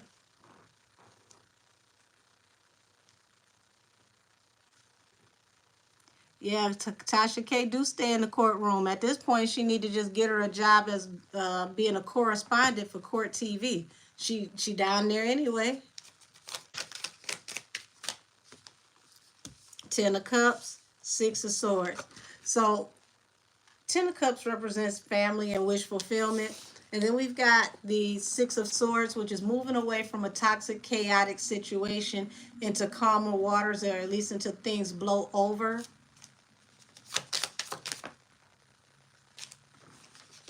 Queen of Wands, her being highly visible. The Magician at the bottom of the deck, able to manifest. So he admires her hustle. He's like, you know, the energy I get is, I may not always like what she says or like her delivery, but I respect her hustle and I support independent media.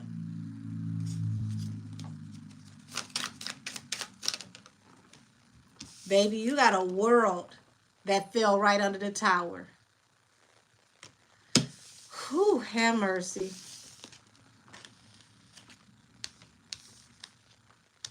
So he feels like she would try to put the nail in the coffin for Tasha. And he was trying to help her avoid, because Six of Swords falling under the Hierophant. He was trying to help her avoid a toxic, chaotic situation with possibly going to court. And it's like considering the option. Seven of Cups, Six of Pentacles. It's falling under the Knight of Swords, Nine of Wands. Yeah. This is very intriguing to me. Allegedly, it's like Cardi does a lot of maneuvering behind the scenes. I keep seeing Six of Pentacles with her when it comes to these media outlets.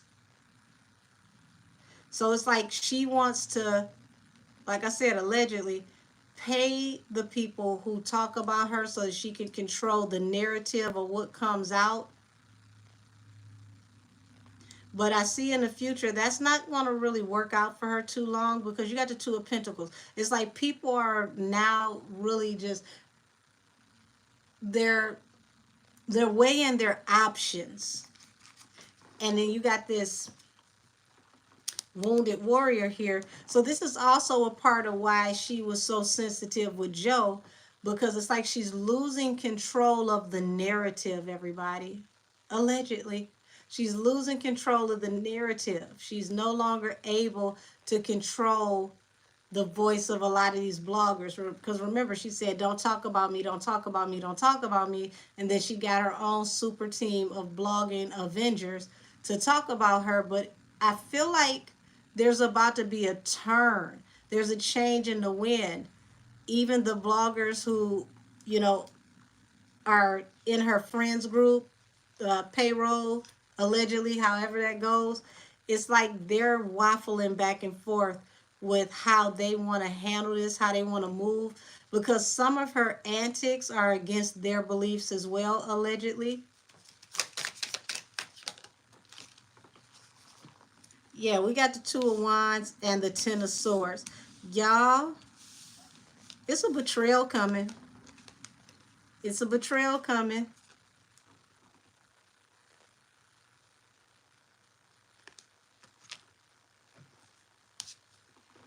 Hey, Cupid's bow. I don't think I spoke to you earlier. TSR won't post her. The neighborhood talk don't either. Well, this is looking like somebody is waffling back and forth. They're in the valley of indecision rather, trying to see how they're going to move forward with this.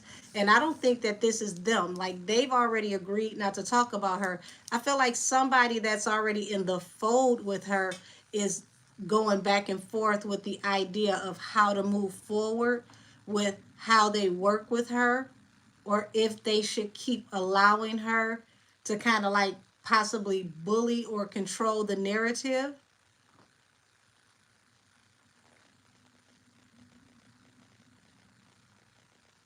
And to have the Two of Pentacles on top of the Two of Wands, it's literally like this could be a person that could end up betraying her by being two-faced, and they're trying to decide how to keep moving forward with her, and somebody's going to betray her. Now, it's funny that I'm reading this because one of you just said Ken Barbie does everything for the dollar. What happens if she no longer is able to pay him, or if the pay is no longer worth it because it affects the greater good of his career? Hold on, let me see. Yeah, I never paid attention to this card before, but this is someone who is in their bed, on the internet, on a laptop, and they're reading comments. So you see how those look like lights? But if you turn it this way, here we go. If you turn it this way, y'all see these comments? I'm trying to see if I can get it to focus.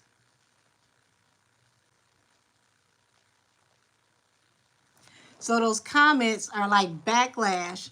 So this is her reading all the comments on the internet, and she's not taking it well. So it's like, let me see, it says trash, you are just crazy, shut up, stop boring me, stupid, and so ugly. You can't do anything. Why are you so lazy? Damn. Worthless, and you will never get it. Okay? Hopefully y'all can make that out at home. I hope the camera focuses. I never paid attention to the fact that those were actual comments until just now, which means she's going to get betrayed by a blogger, and it's going to have everybody lighting up the internet talking crazy about her.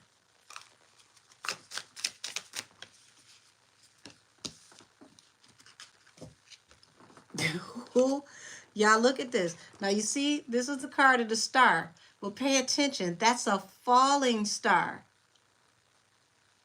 When have you ever seen a falling star get back up in its old position again? So it's like somebody's going to realize that her career is in the land of no return. And when they realize she's going down and this is not going to turn back around,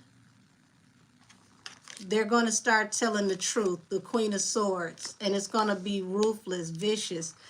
Queen and Kings of Swords tell the truth with no sugar on top.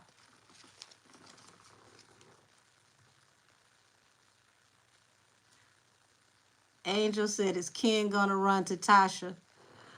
I don't know if it's going to be Ken, but I mean, you got to think about it. He's a blogger. He don't have to go nowhere else. He can go on his own site.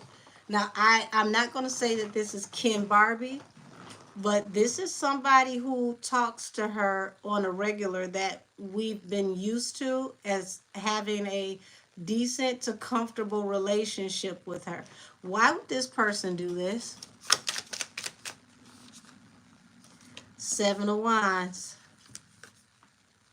Like, I was kind to you, and here it is. Now I got to defend myself from the fallen star.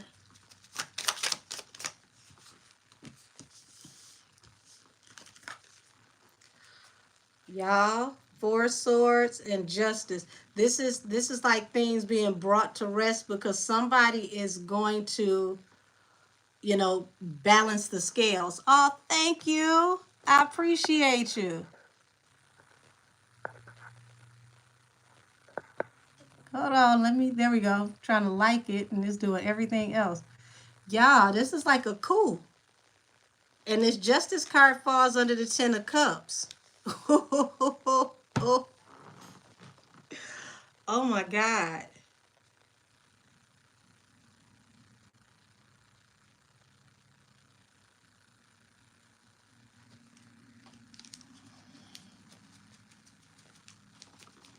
You said the male Wendy Williams. I'm not going to say it's him, but all I can tell you is whoever this is, when she ticks them off, it's going to be epic. So she's going to have to really watch her mouth and how she communicates and how she talks to these bloggers, because I feel like somebody's just over it. Yeah, really, I wouldn't be surprised if this is Armand, because Armand has this type of energy. Said, because Jason is going where the money goes. Yeah. And see,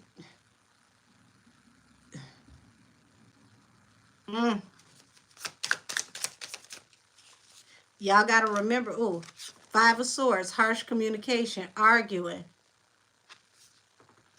Y'all got to remember, most of the bloggers that she communicates with, that she keeps around her, are LGBTQ.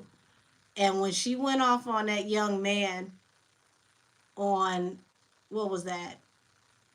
I don't know what to call it anymore. Twitter, X, Spaces, whatever it was. When she went off on that young man, and told him to unbend your hand, and then started to say inflammatory stuff like calling him glitter butt and stuff like that. I don't think she realized how that came off and how it made certain people feel.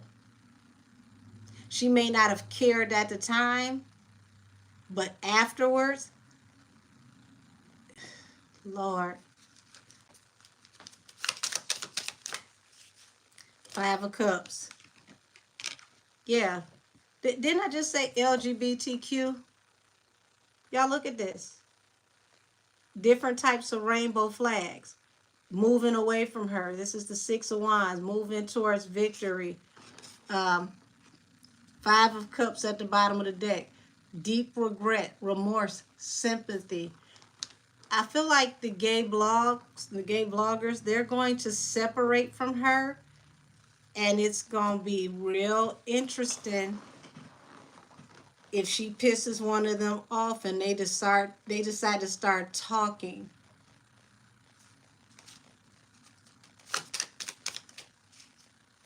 Temperance, wanting balance for a new beginning through engagement.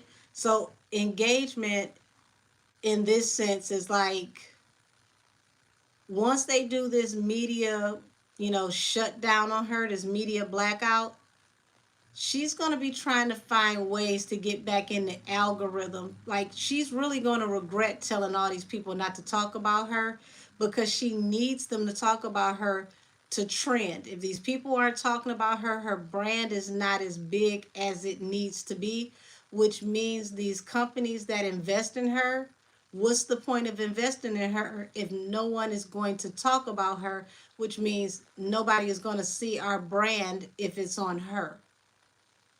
If that makes sense to y'all.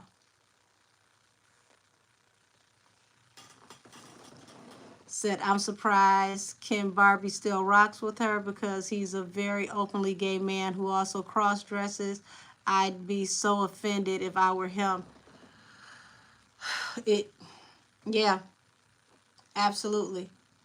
And I think these last couple of rants have really put people in a different place and space with her, because even though she has a lot of gay supporters, you can't keep saying, well, this is how me and my fan base get along. We cuss each other out. That's what we do. Oh, thank you. Y'all showing up and showing out tonight. Hey. I'm going to have birthday drinks on y'all to come Monday.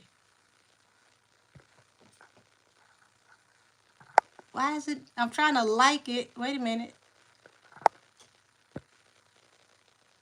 There we go. I appreciate every last one of you. Thank you so much. Yeah, you can't keep ranting and raving and blaming it on, well, that's just how I talk, or that's, my fans know me, that's how we get along. Eventually, you become offensive. And when you become offensive, no matter how y'all get along, no matter how dysfunctional the family is, there's a cutoff somewhere. You trigger people. And when you trigger people, that's when you start to get into the valley of no return. Because how do you trigger people and then expect them to just take it on the chin and, well, it ain't no big deal? Okay, well, you said it ain't no big deal, but look at how you acted just off of Joe saying that your album is not coming out, you're going to be a feature artist. All that young man said on Twitter was that you on Spaces more than you in the studio. That didn't warrant you to go off into a homophobic tirade. Why did his sexuality have to do with anything that he said in that comment about you not going in the booth? It wasn't even relevant to the conversation. But see, this is also the same person who gets on social media and has called people roaches. And we've never seen her call one of the white fans are one of the white people that she gets upset with roaches. It's always like black women. So you could say you don't mean it that way, but it's like, Cardi, you keep insulting different groups. Eventually it's gonna all add up. It's all gonna, it's gonna be like that watch pot that starts to boil over. And I think that, these last few rants, that's exactly what they did. They got consistently under people's skin, and now people don't find you entertaining anymore. They're tired of you ranting. Like, she got on live eating ice and she was trying to talk about Kamala, and people kept mentioning Offset, and she got to saying some real off the wall stuff, talking about how big his stuff is, and y'all just want to, smash and all this type of stuff. And I'm thinking to myself, like, he already can't keep it in his pants. Why would you tell people it's big? That's even more reason for groupies and whoever else to walk up on him like, oh, he hang and swing like what? Let me go see. It makes you feel like it's like, somebody please come get her phone. It's getting unhinged. Yes, that her character is very nasty. She likes to weaponize death a lot and cannot get and I cannot get behind that. Yeah, it gets to be too much. Oh, wait a minute. I didn't get to see this last one that was retracted. I was trying to see that comment. Let me look over here on Station Head. She's, oh, okay, y'all.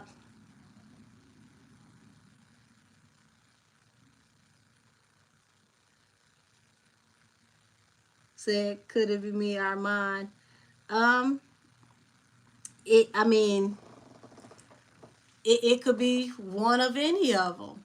But I definitely see that it could be, it's leaning more so towards the gay male vloggers, the LGBTQ vloggers. It definitely feels like a gay man that has feminine energy, because it's Queen of Swords. And see, Queen of Swords can be very cutthroat and vicious in her communication, downright petty, telling the truth, but very insulting nonetheless.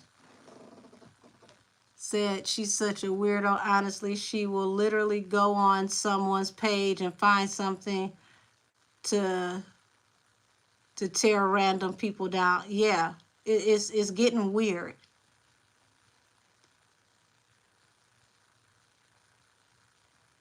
Said the O Block symbolism all over the Up video treatment to that. I had to go back and look at that. It's been so long. The last thing I remember about Up was she she was accused of allegedly stealing lyrics from an artist by the name of Mir Fontaine. That was the last thing that I remember um, about Up. I gotta go back and pay attention to the visual. And see, you said she's a broken Libra, extremely insecure. So you have to learn how to play the game, LOL, and she's doing a poor job.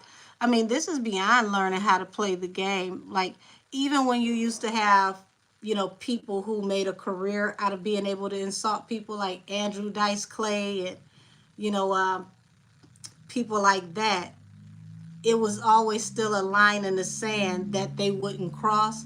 And if you met them in person off the stage, it's a difference between the person and the persona. They're usually really nice in person. She's going after everyday people personally. But maybe when Paris got her together, Lord have mercy. Paris lined her up and laid her out. And that was definitely Queen of Swords. She told no lies.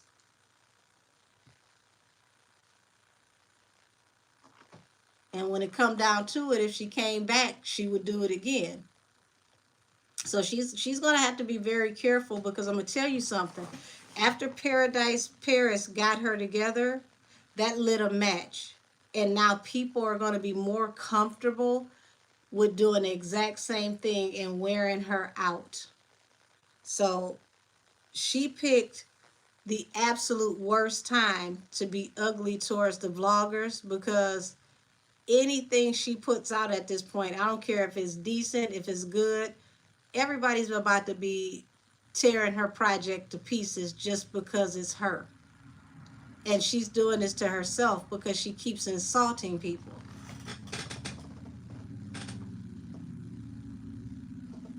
Let me see where. Yeah, it says she lets things get her riled up so bad. But see, here's the thing. You would think for the way that she talks to people that she would be less sensitive. You can't insult people, cuss people out, and then all of a sudden you're sensitive and your feelings hurt. You've got to be able to roll with the punches and give as good as take as good as you give. And she doesn't do that. We said, as a Libra, yeah, she's too emotional. We're all about logic before emotion, but her moon is in Aries. Oh wow. Well, yeah, moon is in Aries explains why she's always on go, because moon also represents emotions too, intuition and emotions.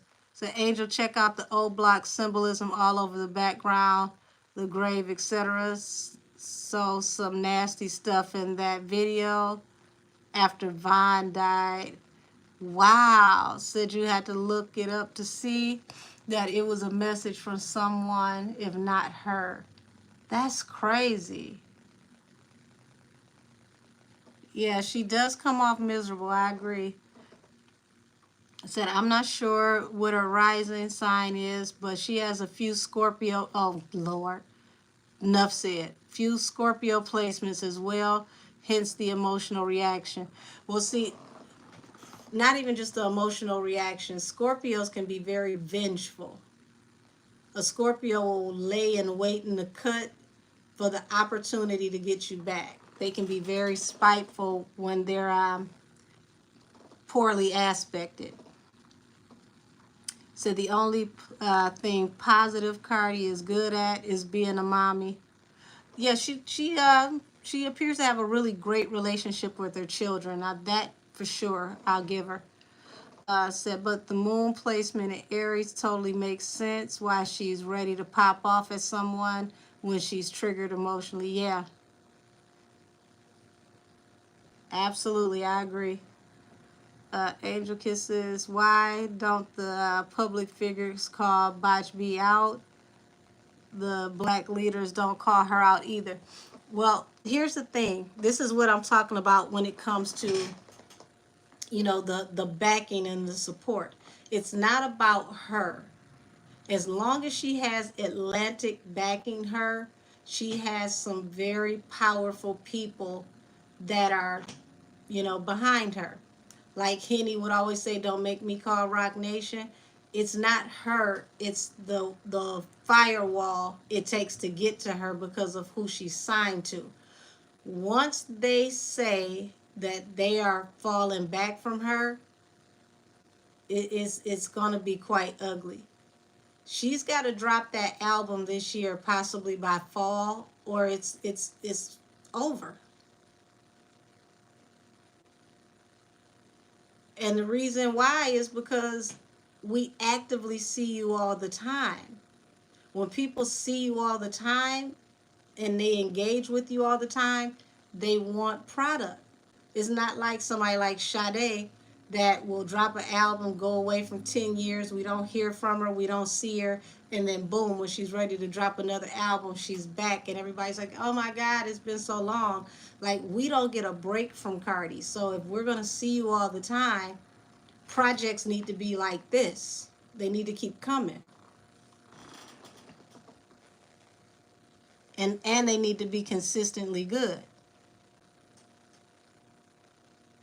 But I'm going to go ahead and wrap this up, everybody, because we've been on here for a while and I don't want to, have y'all on here too long. So I'm going to go ahead and call it a night. I love all of y'all. I appreciate everybody. Y'all have a wonderful evening. I don't know. I'll probably do another live sometime this week. We're I can't wait for next Monday. It's like we're on countdown to the AG making his announcement.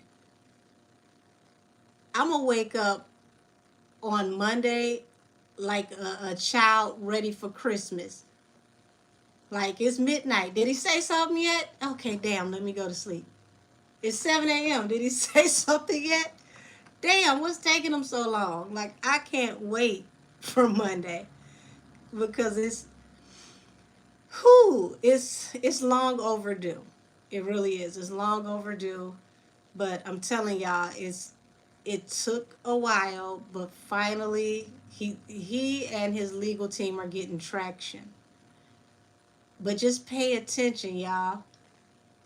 Notice how quiet it's getting around Henny right about now.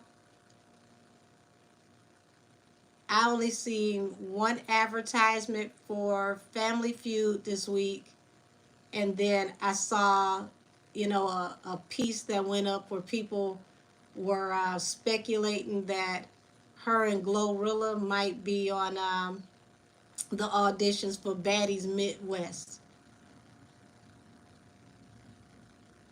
and that was a speculation. That wasn't proven to be true or not. So I find that to be really interesting that someone who has a new album out is radio silent. But I want to say good night to Station Head. Many blessings to all of you. I'll be talking with y'all soon. And I'm going to go ahead and end the show. Good night, y'all.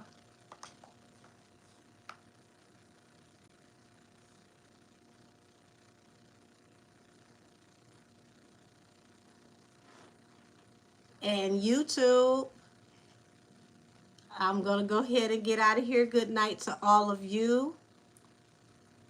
Many blessings to all of you. I love all of y'all. Thank you so much for your support. Thank you, everybody, for the super chats because you don't have to give me anything. I greatly appreciate all of you. Have a wonderful evening.